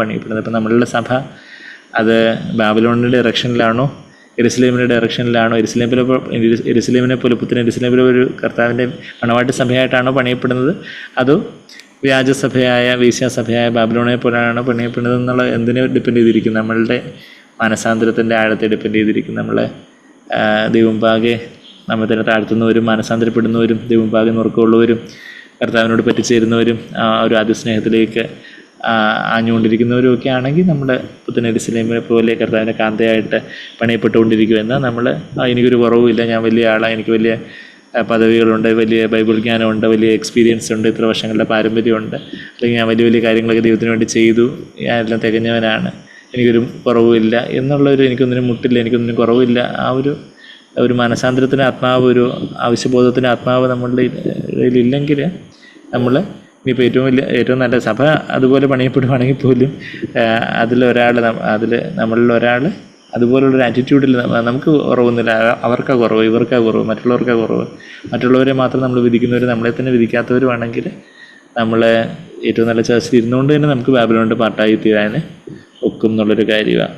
അപ്പോൾ അതാണ് നമ്മൾ ഇപ്പം അവസാനം നമ്മുടെ അന്തിമോചന പുസ്തകത്തിൽ വായിച്ചതുപോലെ നമ്മൾ മാനസാന്തരപ്പെടുമ്പം ദൈവത്തിന് മഹത്വം കൊടുക്കുന്നു. അപ്പോൾ നമ്മൾ നിരന്തരമായിട്ട് മാനസാന്തരപ്പെടുമ്പോൾ നിരന്തരമായിട്ട് ദൈവത്തിന് മഹത്വം കൊടുക്കും. നമ്മുടെ യഥാർത്ഥത്തിൽ നിരന്തരമായിട്ടുള്ളൊരു മാനസാന്തരം, അതാണ് യഥാർത്ഥത്തിലുള്ളൊരു പുത്തൻ യെരുസലേമിൻ്റെ അതിൻ്റെ പ്രത്യേകത എന്ന് പറഞ്ഞാൽ ദേ നീഡ് നോ റിപ്പൻറ്റൻസ്. 99 നീതിമാന്മാർ, അവർക്ക് മാനസാന്തരം ആവശ്യമില്ലാത്ത 99 നീതിമാന്മാരുടെ അടുത്തേക്കാണ് കർത്താവിന് ഒരു മാനസാന്തരപ്പെടുന്ന ഒരു കുഞ്ഞാടിനെ കൊണ്ട് ഏൽപ്പിക്കാനൊക്കെ ഉള്ളൂ. 99 പേരും അടികൂടിക്കൊണ്ടിരിക്കുവാണെങ്കിൽ എങ്ങനെ കർത്താവിന് ഈ ഒരു കുഞ്ഞാടിനെ ഈ 99ൻ്റെ കൂടെ ചേർക്കാനൊക്കും? കർത്താവ് പറയുമോ, ഈ അടികൂടുന്ന ആടുകളുടെ ഇടയിൽ ആക്കുന്നതിനെക്കാട്ടിൽ അത് അവിടെ മുൾപ്പടർപ്പിൽ മുള്ളിൻ്റെ ഇടയിൽ കൂടുതൽ സുരക്ഷിതമായിരിക്കുമെന്ന് കർത്താവ് ചിന്തിക്കുമെന്ന് നമ്മൾ സാഗ്ദർന്ന് കേട്ടിട്ടുണ്ടായിരിക്കും. അപ്പോൾ യഥാർത്ഥത്തിൽ 99 who do not need repentance എന്ന് അവിടെ ലൂക്കോസ് 15 പറയുന്നത് യഥാർത്ഥത്തിലുള്ളൊരു സത്യസഭയെക്കുറിച്ചാണ്. എന്ന് വെച്ചാൽ they do not need any repentance because they are already continually repenting. അവർ നിരന്തരമായിട്ട് ദൈവമുമ്പാകെ മാനസാന്തരപ്പെട്ടുകൊണ്ടേയിരിക്കുന്ന ഒരു ആത്മാവിലുള്ളവരുമുണ്ട്. അവർക്ക് പ്രത്യേകിച്ച് പിന്നീടൊരു മാനസാന്തരത്തിന് ആവശ്യമില്ല, because they are already continually മാനസാന്തരപ്പെട്ടുകൊണ്ടേയിരിക്കുന്നത്, ദേ ആർ ഓൾറെഡി റിപ്പൻറ്റിങ്. അതാണ് യഥാർത്ഥത്തിലുള്ളൊരു സഭ. അങ്ങനെയുള്ളിടത്തേക്കാണ് മാനസാന്തരപ്പെടുന്ന ഒരാളെ ദൈവം ചേർക്കുന്നത്. പിന്നെ മാനസാന്തരപ്പെടാത്ത ഒരാൾക്കാരെ ദൈവം എന്ത് ചെയ്യും? ഇതിൽ നിന്ന് അങ്ങ് പറിച്ചു കളയും. നിഗളികളെയൊക്കെ സിയോനിൽ നിന്ന് കർത്താവ് എടുത്തു കളയുമെന്നൊക്കെ നമ്മൾ സെഫന്യാവിൻ്റെ പുസ്തകം 3-ാം അധ്യായത്തിൻ്റെ 11-12 വായിക്കുന്നുണ്ട്. തങ്ങളെ തന്നെ വലിയ ശക്തിയുള്ളവരും വലിയ നികളവും വലിയ പ്രൈഡായിട്ടുള്ളവരെയൊക്കെ ദൈവത്തിൻ്റെ സഭയിൽ നിന്ന് മാറ്റിക്കളയും, താഴ്മയും ദാരിദ്ര്യമുള്ളവരെ മാത്രം ശേഷിപ്പിക്കും എന്നുള്ള കാര്യമൊക്കെ നമ്മൾ സെഫന്യാവ് 3-11-12 വാക്യങ്ങളൊക്കെ നമ്മൾ കാണുന്നുണ്ട്. അപ്പോൾ നമ്മുടെ ജീവിതത്തിൽ അത്രയധികം ആ ഒരു യഥാർത്ഥത്തിലുള്ളൊരു മാനസാന്തരം, യഥാർത്ഥത്തിലുള്ളൊരു അനുതാപം, കർത്താവിനോടൊരു പറ്റിച്ചേരൽ, ലോകത്തിൽ നിന്നൊരു വേർപാട് എത്രയധികം ആവശ്യമാണെന്നുള്ളൊരു കാര്യമാണ് നമ്മളിവിടെ കണ്ടുകൊണ്ടിരിക്കുന്നത്. നമ്മൾ ഇപ്പം വെളിപാട് 16-ാം അധ്യായത്തിൻ്റെ 12-ാമത്തെ വാക്യം അതിൻ്റെ എക്സ്പ്ലനേഷൻ കൂടെ ഇപ്പം അത് 12-ാമത്തെ വാക്യത്തിൻ്റെ എക്സ്പ്ലനേഷൻ അല്പമേ ഉള്ളൂ. അപ്പം 12, 13, 14 കൂടെ വേർപ്പം വായിക്കുമല്ലോ. വാക്യം 12, ആറാമത്തവൻ തന്റെ കലശം യൂഫ്രട്ടീസ് എന്ന മഹാനദിയിൽ ഒഴിച്ചു. കിഴക്ക് നിന്ന് വരുന്ന രാജാക്കന്മാർക്ക് വഴിയൊരുക്കേണ്ടതിന് അതിലെ വെള്ളം വറ്റിപ്പോയി. ചില പിശാചുക്കളെ യൂഫ്രട്ടീസ് മഹാനദിയുടെ തീരത്ത് ബന്ധിച്ചിരിക്കുന്നതായി 9-ാം അധ്യായത്തിൽ നാം വായിച്ചു. നെബൂഖദ്നേസർ പണിത പുരാതന നഗരമായ ബാബിലോണിന് സമീപത്തൂടെയാണ് യൂഫ്രട്ടീസ് നദി ഒഴുകുന്നത്. കിഴക്ക് നിന്ന് വരുന്ന രാജാക്കന്മാർ എന്ന പ്രയോഗം ചൈനീസ് പട്ടാളത്തെ ആയിരിക്കാം ഉദ്ദേശിക്കുന്നത്. 200 ദശലക്ഷം ആളുകൾ ഉള്ള ആ പട്ടാളത്തിലുണ്ട് എന്ന് 9-ാം അധ്യായത്തിൽ പറഞ്ഞിട്ടുണ്ട്. അത്രയും പട്ടാളക്കാരുള്ള ലോകത്തിലെ ഒരേ ഒരു രാജ്യം ചൈനയാണല്ലോ.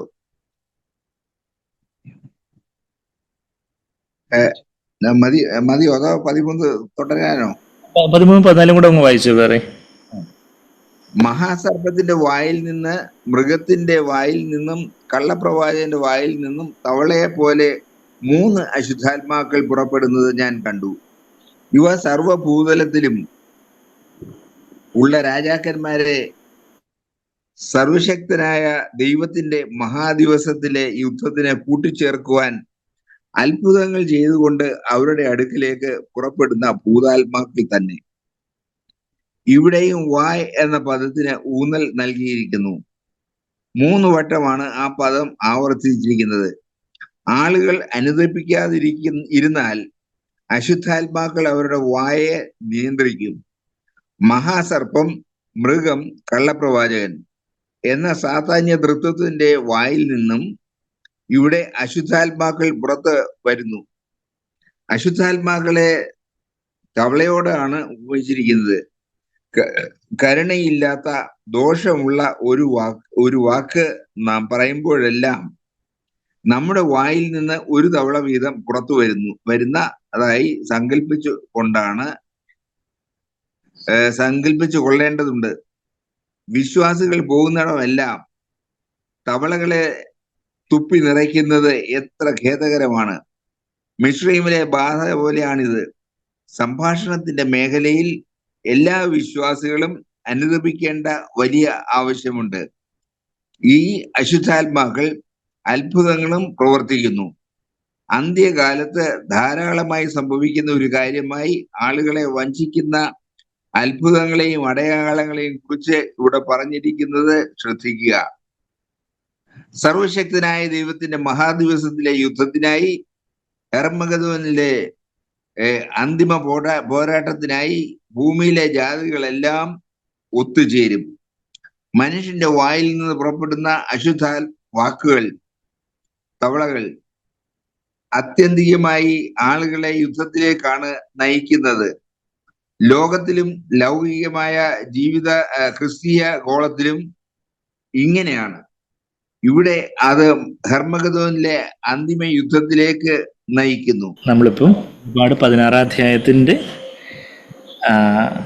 12-ാമത്തെ വാക്യം നമ്മൾ ആദ്യം ഒന്ന് വായിച്ചായിരുന്നു. വെളിപാട് 16:12. 11-ാമത്തെ വാക്യത്തിൽ ഈ കഷ്ടതയൊക്കെ ഉണ്ടായിട്ടും പ്രവൃത്തികൾ വിട്ട് മാനസാന്തരപ്പെട്ടില്ല. ഇപ്പം 6-ാമത്തെ കലശത്തിൻ്റെ കാര്യമാണ് നമ്മളിവിടെ വായിക്കുന്നത്. 6-ാമത്തവൻ തൻ്റെ കലശം യൂഫ്രത്താസ് അല്ലെങ്കിൽ യൂഫ്രത്തീസ്, മലയാളത്തിൽ യൂഫ്രാത്തേസ് അല്ലെങ്കിൽ ഇംഗ്ലീഷിൽ നമ്മൾ യൂഫ്രട്ടീസ് നദി എന്ന് പറയുന്ന യൂഫ്രാത്തേസ് എന്ന മഹാനദിയിൽ ഒഴിച്ചു. കിഴക്ക് നിന്ന് വരുന്ന രാജാക്കന്മാർക്ക് വഴി ഒരുങ്ങേണ്ടതിന് അതിലെ വെള്ളം വറ്റിപ്പോയി എന്നുള്ളൊരു കാര്യം. ദൈവത്തിൻ്റെ ക്രോധകലശം അവിടെ ഒഴിക്കുമ്പോൾ അത് ആ നദിയെ അങ്ങ് വറ്റിച്ച് കളയുന്നൊരു കാര്യമാണ്. പക്ഷെ ആ നദി വറ്റിച്ച് കളയുമ്പോൾ കിഴക്ക് നിന്നുള്ള രാജാക്കന്മാർ നമ്മൾ പന്തിമോചന പുസ്തകത്തിൽ വായിച്ചതുപോലെ army from the east, kings from the east എന്ന് വായിക്കുന്ന ചൈനയുടെ ആർമി ആയിരിക്കാം. എന്ന് വെച്ചാൽ വെളിപാട് 9:16 നമ്മൾ ഇതേ പോർഷൻ വായിക്കുമ്പോൾ അവിടെ 200 ദശലക്ഷം, 200 മില്യൺ എന്ന് പറയുമ്പോൾ 200 മില്യൺ ദശലക്ഷം ഉള്ള ആർമി ചൈനയ്ക്കേ ഉള്ളൂ. അപ്പോൾ അത്രയും വലിയൊരു ആർമി ഉള്ളത്, അപ്പം അത്രയും പോപ്പുലേഷനുള്ള ഒരു രാജ്യമാണല്ലോ ചൈന. അപ്പോൾ അത് ചൈനയുടെ ആർമി ആയിരിക്കാം എന്നുള്ളത് കാര്യം. അപ്പം എത്രമാത്രം ദൈവവചനമൊക്കെ വളരെ ആലങ്കാരികമായിട്ടുള്ള ഭാഷയാണെങ്കിൽ എത്ര കൃത്യമായിട്ട് കാര്യങ്ങളൊക്കെ പറയുന്നുണ്ടെന്നുള്ള കാര്യം. പക്ഷേ ഇതൊക്കെ പറയുമ്പോൾ നമ്മൾ എവിടെ ആയിരിക്കും?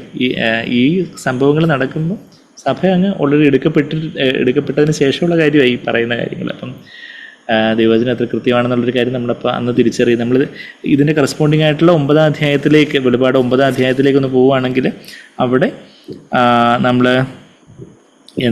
13-ാമത്തെ വാക്യം 12 വരെ നമ്മളിപ്പോൾ ഒന്ന് ഓടിച്ച് വായിച്ചായിരുന്നു ഇപ്പോൾ തൊട്ട് മുമ്പേ. വെളിപാട് 9:13 6-ാമത്തെ ദൂതനൂതി. ഇപ്പം നമ്മളിവിടെ വെളിപാട് 16-ലും 6-ാമത്തെ ദൂതിൻ്റെ കാര്യം ഇപ്പം നമ്മൾ വായിച്ച്, 6-ാമത്തെ ദൂതൻ ഇവിടെ കാഹളം ഊതുന്നു, അവിടെ ക്രോധകലശം ഒഴിക്കുന്നു. അപ്പം ഇവിടെ ഊതുമ്പം തന്നെ അവിടെ ക്രോധകലശം ഒഴിക്കപ്പെടുന്ന ഊതുമ്പോൾ സംഭവിക്കുന്ന ആ ക്രോധകലശം ഇവിടെ 9-ാം അധ്യായത്തിൽ പറയുന്നതിൻ്റെ കുറച്ചുകൂടി ഒരു എക്സ്പ്ലനേഷനാണ് 16-ാം അധ്യായത്തിൽ. 8-9 അധ്യായങ്ങളിൽ പറയുന്നതിൻ്റെ കുറച്ചുകൂടി ഒരു എക്സ്പ്ലനേഷനും ഫില്ലിങ് അപ്പ് ദ ഡീറ്റെയിൽസും കുറച്ചുകൂടി ഒരു വിശദീകരണവും കുറച്ചുകൂടെ കാര്യങ്ങളും ഒക്കെയാണ് 16-ാം അധ്യായത്തിൽ നമ്മളിപ്പം വായിച്ചുകൊണ്ടിരുന്നത്. ഇപ്പം വെളിപാട് 9-ാം അധ്യായത്തിൻ്റെ 13-ാമത്തെ വാക്യം 6-ാമത്തെ ദൂതൻ ഊതി, അപ്പോൾ ദൈവസന്നിധിയിലെ സ്വർണ്ണപീഠത്തിൻ്റെ കൊമ്പുകളിൽ നിന്ന് ഒരു ശബ്ദം കാഹളമുള്ള 6-ാം ദൂതനോട് യൂഫ്രാത്തേസ് എന്ന മഹാനദീ തീരത്ത് ബന്ധിച്ചിരിക്കുന്ന 4 ദൂതന്മാരെ അഴിച്ചുവിടുക എന്ന് പറയുന്നത് ഞാൻ കേട്ടു. അപ്പോൾ എത്രമാത്രം എക്സാക്റ്റ് ആയിട്ടാണ് ഇവിടെ നമ്മൾ പറയുന്നത്. ഇവിടെ 6-ാമത്തെ കാഹളം, അവിടെയും 6-ാമത്തെ കലശം. അപ്പോൾ രണ്ടും ഈ കാഹളം ഊതുമ്പം ക്രോധകലശം യൂഫ്രാത്തീസ് നദിയിലേക്ക് ഒഴിക്കപ്പെടുന്നു. ആ യൂഫ്രാത്തീസ് നദിയെക്കുറിച്ച് നമ്മളിപ്പം വായിച്ചത് എന്താ? നെബൂഖദ്നേസർ തൻ്റെ പുരാതന നഗരമായ ബാബിലോൺ പണിതു. ആ ബാബിലോണിൻ്റെ സമീപത്തോടെ ഒഴുകുന്ന ഇന്നത്തെ ആ ഒരു ഇറാഖ് പ്രദേശങ്ങളിലൂടെയൊക്കെ ഒഴുകുന്ന നദിയാണ് യൂഫ്രട്ടീസ്. നമ്മളിപ്പോഴും ഗൂഗിളിൽ റിവർ യൂഫ്രട്ടീസ് എന്ന് സെർച്ച് ചെയ്താൽ ഇപ്പോഴും ഉള്ളൊരു നദിയാണ് യൂഫ്രട്ടീസ്. ഇപ്പം വലിയ നദിയായിട്ട് ഒഴുകുന്ന ഒരു നാളിൽ ഈ നദി വറ്റിപ്പോവും. ചൈനയുടെ ആർമി ആയിരിക്കണം, കിഴക്കിൽ നിന്നുള്ള ആർമി അർമഗദോനിലേക്ക്, അർമഗദോൻ എന്ന് പറയുന്ന ആ ഒരു സ്ഥലത്തേക്ക് വന്ന് ഇപ്പോഴും അവിടെ യെരുസലേമിന് 50 മൈൽ നോർത്തായിട്ട് വടക്കായിട്ട് യെരുസലേമിന് 50 മൈൽ വടക്കായിട്ടുള്ള ഒരു സ്ഥലമാണ് ഈ അർമഗദോൻ അല്ലെങ്കിൽ ഹർമഗദോൻ എന്ന് പറയുന്ന ആ സ്ഥലം. അവിടേക്ക് ചൈനയുടെ ആർമിയും കൂടെ വന്നെത്താൻ തക്കവണ്ണം, ചൈനയുടെ അല്ലെങ്കിൽ ആ കിഴക്കിൽ നിന്നുള്ള ആർമി വന്നെത്താൻ തക്കവണ്ണം യൂഫ്രട്ടീസ് നദി വറ്റി പോകുന്ന ഒരു കാര്യം നമ്മളവിടെ വായിക്കുന്നുണ്ട്. അപ്പോൾ ആ വറ്റി പോകുന്നതോടൊപ്പം തന്നെ യൂഫ്രട്ടീസ് നദിയുടെ തീരത്ത്, അതാണ് നമ്മളിപ്പം 9:14 വായിച്ചു, യൂഫ്രാത്തീസ് എന്ന മഹാനദീ തീരത്ത് ബന്ധിച്ചിരിക്കുന്ന 4 ദൂതന്മാർ എന്ന് എന്താ? ഭൂതാത്മാക്കളുടെ കാര്യം, ഡീമൺസ്. അത് 1/3 ദൂതന്മാർ പിശാചിൻ്റെ കൂടെ താഴെ വീണ് പിശാചിൻ്റെ അനുചരന്മാരായിട്ട് ഭൂതാത്മാക്കളായിട്ട് ദുർഭൂതങ്ങളായിട്ട് വിരാജിച്ച് നടക്കുന്നു. അതിൽ 4 ദൂതന്മാരെ ഇവിടെ യൂഫ്രട്ടീസ് നദീതീരത്ത് ബന്ധിച്ചിരിക്കുമായിരുന്നു. എന്നാൽ അവരെ അഴിച്ചു വിടുക എന്ന് പറയുന്നത് കേട്ടു. എന്ന് വെച്ചാൽ എല്ലാത്തിൻ്റെയും മേലുള്ള ന്യായവിധി വരാൻ പോകും. അപ്പം എല്ലാം അങ്ങ് മാനിഫെസ്റ്റഡ് ആകാൻ വേണ്ടി ദൈവം അങ്ങ് അനുവദിക്കുവാണ്, എല്ലാം അതങ്ങ് വെളിപ്പെടാൻ വേണ്ടി. അപ്പോൾ അത് ദൂതന്മാരെ അഴിച്ചുവിടുകയെന്ന് പറയുന്നത് ഞാൻ കേട്ടു. ഉടനെ മനുഷ്യരിൽ 1/3 കൊല്ലുവാൻ ഇന്ന ആണ്ട് മാസം ദിവസം നാഴികയ്ക്ക് ഒരുങ്ങിയിരിക്കുന്ന 4 ദൂതന്മാരെ അഴിച്ചു വിട്ടു. അപ്പോൾ ഈ ദൂതന്മാർ എങ്ങനെയാ അന്നത്തെ പോപ്പുലേഷൻ്റെ 1/3 മരണത്തിലേക്ക് എത്തിക്കാൻ തക്കവണ്ണം അത് ഏത് നാഴികയിലാണ്, ഏത് ദിവസമാണ്, ഏത് മാസമാണ്, ഏത് വർഷമാണ്, അതെല്ലാം ദൈവത്തിൻ്റെ പ്ലാനിലെല്ലാം കൃത്യമായിട്ട് ദൈവത്തിനെല്ലാം മുന്നമേ അറിയാം. ആ 1/3 മനുഷ്യർ അപ്പോൾ മരണത്തിനിടയാവുന്നൊരു കാര്യം. അത് കഴിഞ്ഞിട്ട് ആ ആർമിയുടെ കുതിരപ്പടയുടെ സംഖ്യ 10,000 മടങ്ങ് 20,000 എന്ന് ഞാൻ കേട്ടു. ഞാൻ കുതിരകളെയും കുതിരപ്പുറത്ത് ഇരിക്കുന്നവരെയും ദർശനത്തിൽ കണ്ടത് എങ്ങനെയെന്നാൽ അവർക്ക് തീനിറവും രക്തനീലവും ഗന്ധകവർണ്ണവുമായ കവചം ഉണ്ടായിരുന്നു. കുതിരകളുടെ തല സിംഹങ്ങളുടെ തല പോലെ ആയിരുന്നു. വായിൽ നിന്ന് തീയും പുകയും ഗന്ധകവും ഒക്കെ പുറപ്പെട്ടു. 9:18 വായിൽ നിന്ന് പുറപ്പെടുന്ന തീ, പുക, ഗന്ധകം എന്നീ 3 ബാധയാൽ മനുഷ്യരിൽ 1/3 മരിച്ചുപോയി. കുതിരകളുടെ ശക്തി വായിലും വാലിലും ആയിരുന്നു. വാലോ സർപ്പത്തെ പോലെയും തലയുള്ളതുമായിരുന്നു.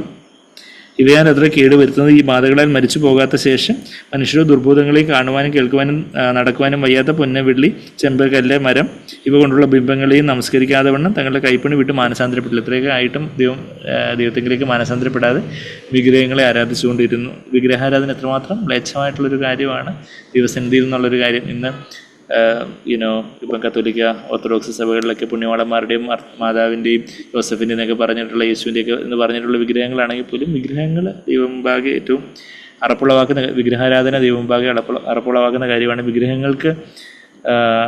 വിഗ്രഹങ്ങൾക്ക് ശുശ്രൂഷ ചെയ്യുന്നത്, ഞാൻ ഇവിടെ ഒരു വിരൽ വെച്ചുകൊണ്ട് 1 Corinthians 10:20 ഒന്ന് പോയിക്കോട്ടെ.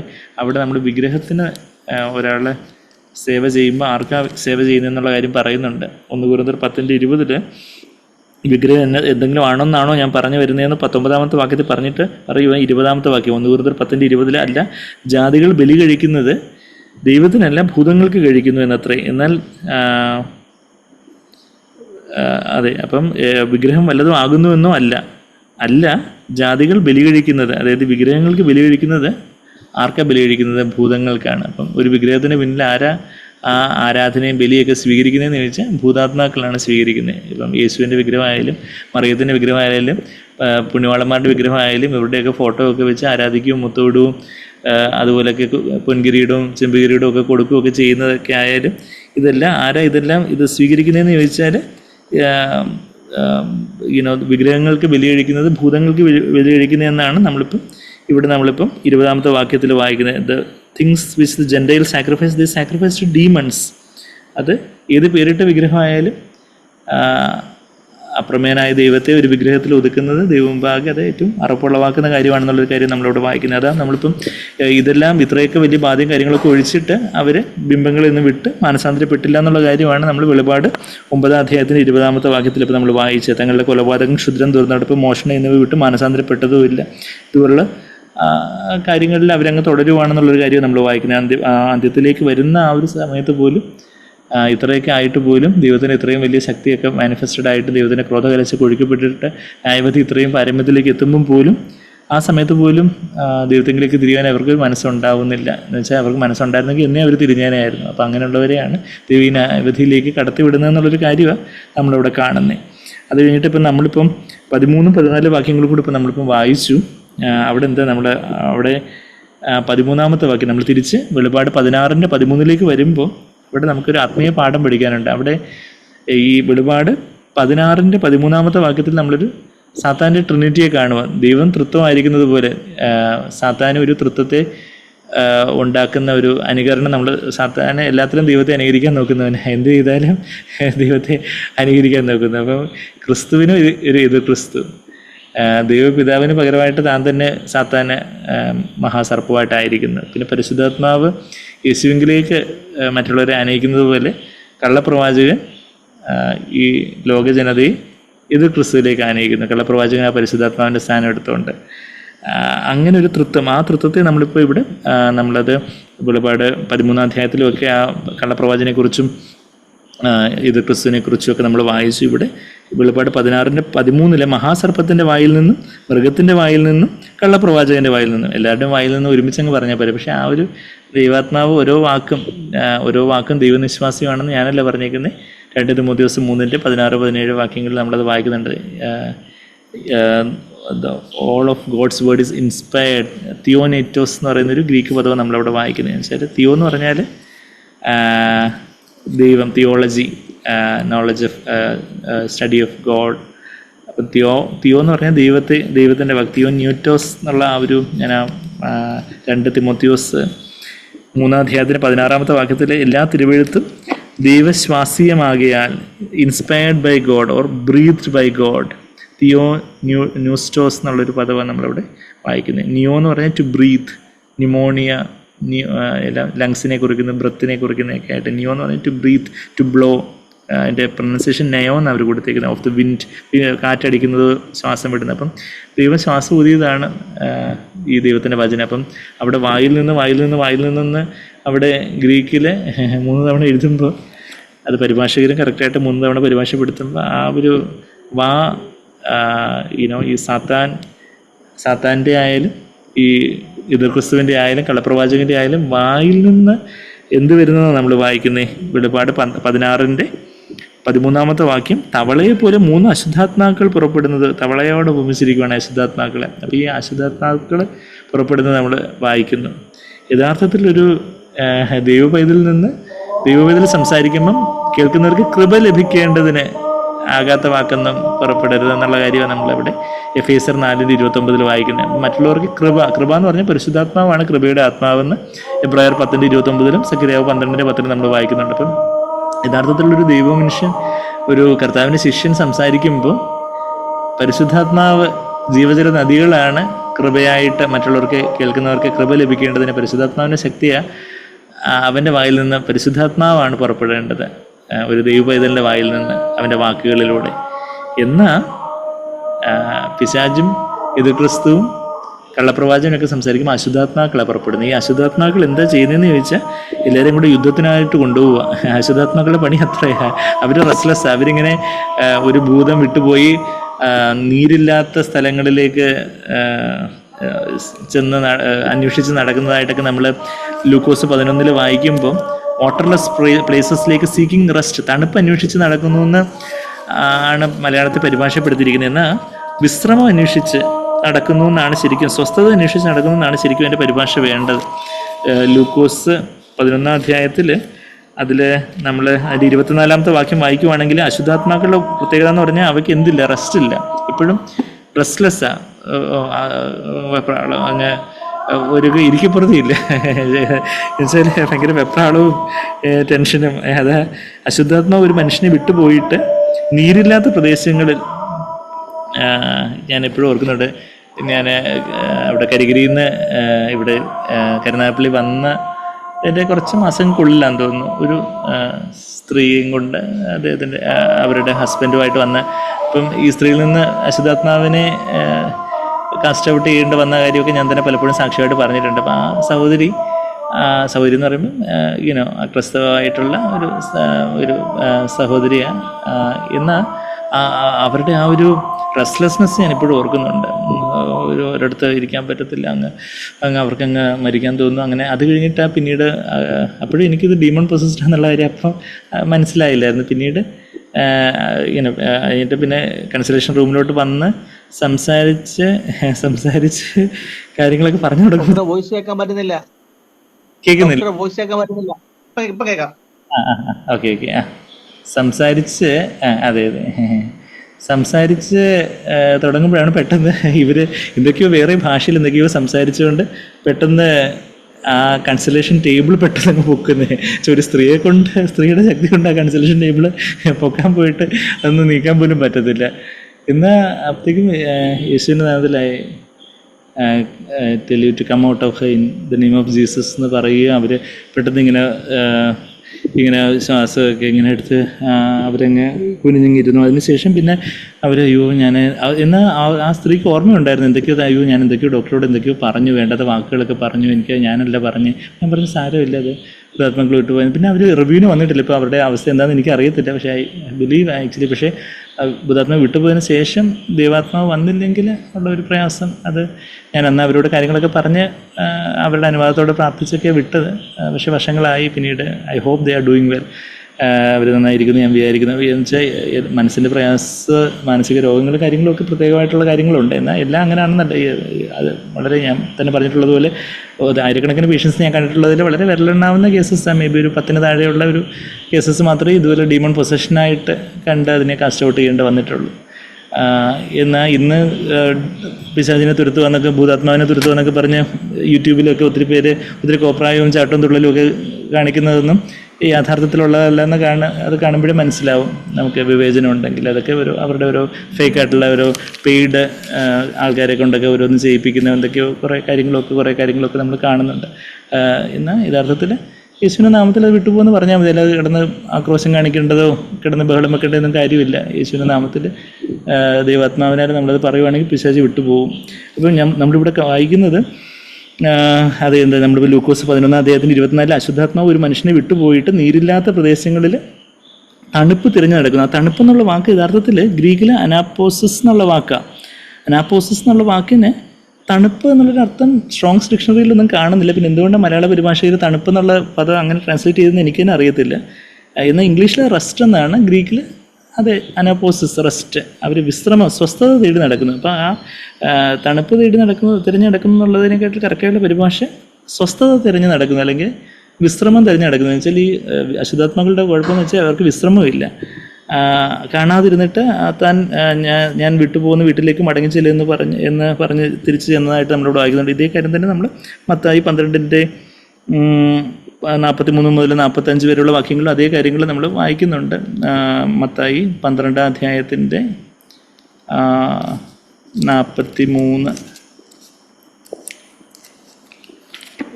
12 അധ്യായത്തിൻ്റെ 43-ാമത്തെ വാക്യത്തിലും ഇതേ അനാപ്പോസിസ് എന്നുള്ള വാക്ക് തന്നെ അവിടെയും മലയാള പരിഭാഷയിൽ സത്യവേദ പുസ്തകത്തിൽ തണുപ്പ് അന്വേഷിച്ചുകൊണ്ട് സഞ്ചരിക്കുന്നു എന്ന് അവിടെ തെറ്റായി ട്രാൻസ്ലേറ്റ് ചെയ്യുന്ന പറയേണ്ടി വരും. ശരിക്കും അവിടെ സ്വസ്ഥത അല്ലെങ്കിൽ വിശ്രമം അന്വേഷിച്ച് നടക്കുന്നു. അപ്പോൾ ഈ അശുദ്ധാത്മാക്കളുടെ പ്രത്യേകത എന്താ? അവർക്ക് വിശ്രമമില്ലാതെ എല്ലാവരെയും കൂടെ ഇന്ന് തന്നെ ഒത്തിരി ലഹളകളും കലഹങ്ങളും യുദ്ധങ്ങളും ഒക്കെ ഈ പെട്ടെന്ന് ചില രാജ്യങ്ങളുടെ പ്രസിഡന്റുകളും പ്രൈം മിനിസ്റ്ററുകളും ഒക്കെ പെട്ടെന്ന് യുദ്ധത്തിനായിട്ട് അവർ അങ്ങനെ യുദ്ധത്തിലേക്ക് നയിക്കുന്നതൊക്കെ ആ ഒരു പല ലഹളകളും പല സംഘർഷങ്ങളും അങ്ങനെയൊക്കെയുള്ളതൊക്കെ അശുദ്ധാത്മാക്കളാണ് മനുഷ്യരെ എങ്ങനെയെങ്കിലുമൊക്കെ ഈ ഒരു റെസ്റ്റ് ഇല്ലാതെ പല ലഹളകളിലേക്കും പ്രശ്നങ്ങളിലൂടെയൊക്കെ അഴിച്ചുവിടാനായിട്ട് നോക്കുന്നത്. അപ്പം നമ്മൾ സാഗ്ബറിൻ്റെ ആ ഒരു ബ്രദറിൻ്റെ ഡേ ഓഫ് സ്മോൾ ബിഗിനിങ്സ് എന്നുള്ള ബ്രദറിൻ്റെ ഓട്ടോബയോഗ്രഫിയിലും ഏതോ ഒരു വർഷം രാജ്യത്ത് വലിയൊരു സംഘർഷമായിരുന്ന സമയത്ത് അവർ സഭയായിട്ട് പ്രാർത്ഥിച്ച് ഫാസ്റ്റിംഗ് ആയിട്ട് പ്രാർത്ഥിച്ച് 3-ാം ദിവസം സംഘർഷം അങ്ങനെ ഒരു സംഭവങ്ങളും കാര്യങ്ങളൊക്കെ നമ്മൾ ആ പോർഷനൊക്കെ വായിച്ചിട്ടുണ്ടായിരിക്കും. അത് വായിച്ചിട്ടില്ലാത്തവർക്ക് അത് വായിക്കുന്നത് നല്ലതായിരിക്കും. ഞാൻ അതിൻ്റെ എക്സാക്ട് ഡീറ്റെയിൽസ് ഓർക്കുന്നില്ല. പക്ഷേ ആ പുസ്തകത്തിൽ ബ്രദറിൻ്റെ ഡേ ഓഫ് സ്മോൾ ബിഗിനിങ്സ് അല്പകാര്യങ്ങളുടെ ദിവസം എന്നുള്ള ആ ഒരു പുസ്തകത്തിലാണ് നമ്മൾ ആ ഒരു അതിൻ്റെ എനിക്ക് തോന്നുന്നു അതിൻ്റെ 2ാമത്തെ പാർട്ടിലാണ്, അതിൽ ഏതൊരു അധ്യായത്തിലാണ് അങ്ങനെ സഭയായിട്ട് അവർ ചില രാജ്യത്ത് അന്ന് നടന്ന ചില സംഘർഷങ്ങൾക്ക് വേണ്ടി പ്രാർത്ഥിക്കുകയും അവിടെ ഒരു സമാധാനം അവർ 3 ദിവസം ഫാസ്റ്റിംഗ് ആയിട്ട് സഹോദരങ്ങളിരുന്നു. 3-ാമത്തെ ദിവസം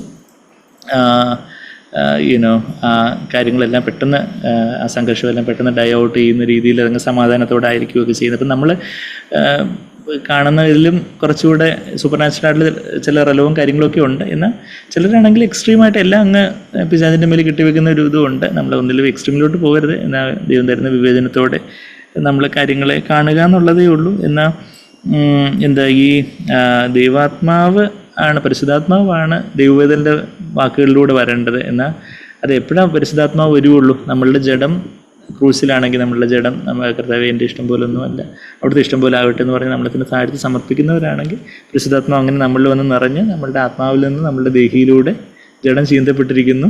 ആ ആത്മാവിൽ നിന്ന് ചീന്തപ്പെട്ട ജഡത്തിലൂടെ ദേഹിയിലൂടെ ശരീരത്തിലൂടെ, അതായത് അതിവിശുദ്ധ സ്ഥലത്ത് നിന്ന് വിശുദ്ധ സ്ഥലത്തിലൂടെ പ്രാകാരത്തിലൂടെ, അതായത് നമ്മളുടെ വാക്കുകളിലൂടെ പരിശുദ്ധാത്മാവ് മറ്റുള്ളവരിലേക്ക് വ്യാപരിക്കണം. ദൈവത്തിൻ്റെ കൃപ, ദൈവത്തിൻ്റെ സത്യം വ്യാപരിക്കണമെന്ന ദൈവം നമ്മളെക്കുറിച്ച് ആഗ്രഹിക്കുന്നത്. എന്നാൽ ഈ ജഡം തന്നെ പ്രോമിനൻ്റ് ആയിട്ടിരിക്കുന്നവരാണ് ഈ ക്രിസ്തുവും കള്ളപ്രവാചകനൊക്കെ. അവർ ജഡത്തിലാണ് അവരുടെ ജീവിതം. അപ്പോൾ ആ ജഡത്തിൽ നിന്ന് വരുന്നത് അവർ സാധാരണ മനുഷ്യരെ പോലെയല്ല. അവരുടെ ഉള്ളിൽ അശുദ്ധാത്മാവിൻ്റെ നിയന്ത്രണത്തിലുള്ളവരാണ് ഈ കള്ളപ്രവാചകനും ക്രിസ്തുവൊക്കെ. അവർ സംസാരിക്കുമ്പോൾ തവളകളെ പോലെ അശുദ്ധാത്മാക്കൾ വരികയും അത് ഈ യൂഫ്രട്ടീസ് നദീതീരത്തുള്ള ഭൂതാത്മാക്കളെയൊക്കെ അഴിച്ചുവിടുന്ന ഒരു കാര്യവും ഒക്കെ നമ്മളവിടെ കാണുന്നുണ്ട്. അത് കഴിഞ്ഞിട്ട് 14-ാമത്തെ വാക്യം നമ്മളിപ്പം വായിച്ചു, 16-14, ഇവ സർവ്വഭൂതലത്തിലുള്ള രാജാക്കന്മാരെ, അതായത് രാജാക്കന്മാരെന്ന് പറയുമ്പോൾ പ്രസിഡന്റുകളും പ്രൈം മിനിസ്റ്ററുകളും രാജ്യത്തിൻ്റെ അധിപന്മാരെ, സർവ്വഭൂതലങ്ങളിലുള്ള രാജാക്കന്മാർ, എല്ലാ രാജ്യങ്ങളിലെ ഇസ്രായേലിനെതിരായിട്ട് അന്ന് എല്ലാ രാജ്യങ്ങളും തിരിയും എന്നുള്ളൊരു കാര്യം നമ്മൾ സെഖരിയാവ് 14-ന്റെ 1-ാമത്തെ വാക്യത്തിൽ വായിക്കുന്നത്. അപ്പം ഇസ്രായേലിനെതിരായിട്ട് ലോകത്തിലെ എല്ലാ രാജാക്കന്മാരെയും, എല്ലാ രാജ്യത്തിൻ്റെ പ്രൈം മിനിസ്റ്റേഴ്സ് ആവട്ടെ, പ്രസിഡൻസ് ആവട്ടെ, അവരെ സർവശക്തനായ ദൈവത്തിൻ്റെ മഹാദിവസമായ യുദ്ധത്തിന്, അതായത് ഈ ഹർമദോൻ യുദ്ധത്തിന് കൂട്ടിച്ചേർക്കുവാൻ, ഹർമദോൻ എന്നുള്ള വാക്ക് നമ്മൾ 16-ാമത്തെ വാക്യത്തിൽ താഴെ കാണുന്നുണ്ട്. ഇതിലേക്ക് നമ്മൾ അടുത്ത ആഴ്ച ദിവസം അതിനെക്കുറിച്ചൊക്കെ കൂടുതൽ നമ്മൾ കാണാമല്ലോ. അപ്പോൾ ആ ഹർമദോൻ യുദ്ധത്തിന് കൂട്ടിച്ചേർക്കുവാൻ അത്ഭുതങ്ങൾ ചെയ്തുകൊണ്ട്, അപ്പം ഈ അവസാന നിമിഷവും ഈ ഭൂതാത്മാക്കൾ എന്ത് ചെയ്യുന്നു എന്ന് വെച്ചാൽ അത്ഭുതം നടക്കുന്നു. ഇപ്പോൾ എപ്പോഴും നമ്മൾ അത്ഭുതത്തിൻ്റെ അടയാളത്തിൻ്റെയൊക്കെ പിന്നാലെ പോയാൽ എപ്പം വഞ്ചിക്കപ്പെട്ടു പോയെന്ന് ചോദിച്ചാൽ മതി. എന്ന് വെച്ചാൽ ഭൂതാത്മാക്കൾക്ക് അത്ഭുതം അടയാളമൊക്കെ ചെയ്യാനൊക്കെ. അപ്പോൾ അത്ഭുതങ്ങളുടെ ആ സമയത്തും അത്ഭുതങ്ങൾ ചെയ്തുകൊണ്ട് അവരുടെ അടുക്കലേക്ക് പുറപ്പെടുന്ന ഭൂതാത്മാക്കൾ തന്നെ അവരാണ് ഈ യുദ്ധത്തിനായിട്ട് ഈ രാജ്യങ്ങളെയും രാജ്യത്തിൻ്റെ സൈന്യങ്ങളെയും എല്ലാം കൂടെ ദൈവത്തിനെതിരായിട്ട്, യേശുവിനെതിരായിട്ട്, ഇത് ക്രിസ്തുവിൻ്റെ നേതൃത്വത്തിൽ യുദ്ധത്തിലേക്ക് പുറപ്പെടുന്നൊരു കാര്യം നമ്മളവിടെ വായിക്കുന്നുണ്ട്. ദേ ലീഡ് ടു വാർ ഫൈനലി. ഈ അശുദ്ധാത്മാക്കൾ, അത് മനുഷ്യൻ്റെ വായിൽ നിന്ന് വരുന്ന അശുദ്ധമായിട്ടുള്ള വാക്കുകൾ തന്നെ അവസാനം ഒരു യുദ്ധത്തിലേക്ക്. ഇന്ന് പല കുടുംബങ്ങളിൽ തന്നെ ഇപ്പം ചിലപ്പോൾ നമ്മൾ രാജ്യങ്ങളുടെ യുദ്ധമാണ് ഇവിടെ അവസാനം ഉള്ള ഫൈനലായിട്ടുള്ള അർമദോൻ വാറിൻ്റെ കാര്യമാണ് നമ്മളിവിടെ വായിക്കുന്നത്. ഇന്ന് പല വീടുകളിൽ, ക്രിസ്തീയ കുടുംബങ്ങളെന്ന് പറയുന്നിടത്ത് തന്നെ പല യുദ്ധങ്ങളും വഴക്കുകളും ഒക്കെ വരുന്നത് എങ്ങനെയാണ്? മുറിപ്പെടുത്തുന്ന വാക്കുകൾ, താഴ്ത്തിക്കെട്ടുന്ന പ്രൊവോക്കിംഗ് ആയിട്ടുള്ള വാക്കുകളും അതുപോലെയൊക്കെയുള്ള ശാപവാക്കുകളും കാര്യങ്ങളും പരാതികളും പെറുപെറുപ്പുകളും അങ്ങനെയുള്ള വാക്കുകളാണ് പലപ്പോഴും അടിയും ബഹളവും കുത്തിക്കുത്തും അതുപോലെയുള്ള പല പല കാര്യങ്ങളിലോട്ടൊക്കെ നയിക്കുന്ന. പല സഭകളെന്ന പലയിടങ്ങളിൽ പോലും പല പ്രശ്നങ്ങളും കാര്യങ്ങളൊക്കെ വാക്കുകൾ പരദൂഷണം പറയുന്നു, ഓരോരുത്തരെതിരെ പറയുന്നു, ഒരു പൊളിറ്റിക്സ് ചേർന്ന അവിടെ ഇവിടെ ആരോപണങ്ങൾ, പ്രത്യാരോപണങ്ങൾ, അങ്ങനെ വാക്കുകൾ യുദ്ധങ്ങളിലേക്ക് നയിക്കുന്നു. Evil words lead to war finally.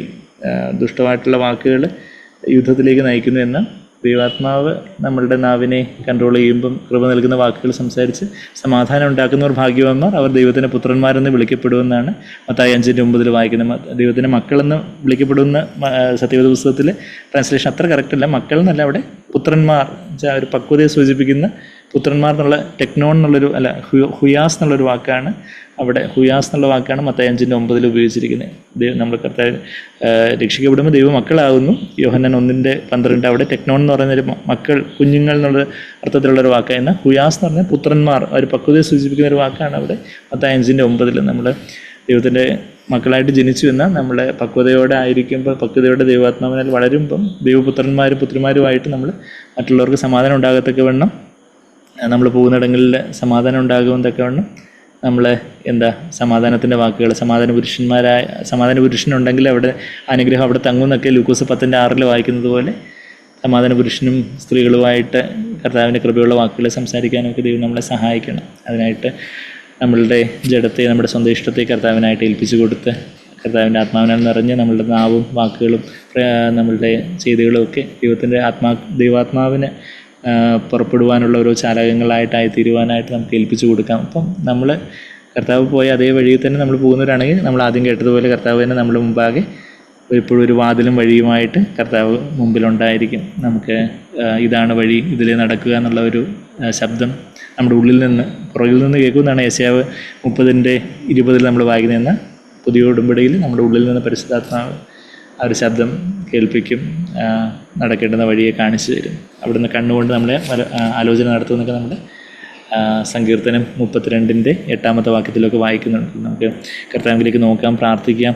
ബാക്കി 15 മുതലുള്ള വാക്യങ്ങൾ നമുക്ക് ദൈവം സഹായിച്ച് അടുത്ത ആഴ്ച കാണാമല്ലോ. അതുപോലെ തന്നെ അവിടെ ആ ഒരു സർവശക്തനായ ദൈവം എന്നുള്ളൊരു വാക്ക് അവിടെ 14 വാക്യത്തിൽ കാണുന്നുണ്ട്. സർവശക്തനായ ഓൾമൈറ്റി പാൻറ്റാക്രറ്റോർ എന്ന് ബൈബിളിൽ ആകപ്പാടെ 10 ഇടത്ത് പറയുന്നുണ്ട്. വെളിപാട് പുസ്തകത്തിൽ 9 ഇടത്ത് പറയുന്നതിലുള്ള ഒരു റെഫറൻസ്, ദൈവത്തെ സർവശക്തനെന്ന് വിളിക്കുന്ന ഒരു പോർഷൻ ഇവിടെ ഈ 14 വാക്യത്തിലാണ്. എല്ലാ രാജ്യത്തിൻ്റെ വലിയ പടക്കുതിരകളും വലിയ വലിയ സൈന്യങ്ങളും ഒക്കെ ചെല്ലുമ്പോഴും ദൈവം സർവശക്തനാണ്. ദൈവത്തിന് മുന്നിൽ ഇതൊന്നുമില്ല. കർത്താവിൻ്റെ വായിൽ നിന്ന് വരുന്ന വാക്കിനാൽ, വാളിനാൽ കർത്താവ് ഇതെല്ലാം നിഗ്രഹിച്ച് എല്ലാവരെയും നാം അവശേഷമാക്കുന്നൊരു കാര്യമാണ് ഹർമദൂൻ യുദ്ധത്തിൽ നടക്കാൻ പോകുന്നതെന്നുള്ള കാര്യമൊക്കെ തുടർന്ന് നമ്മൾ കാണുന്നുണ്ടല്ലോ. നമുക്ക് ആ സർവശക്തനായ ദൈവത്തെങ്കിലേക്ക് നമുക്ക് നോക്കാം.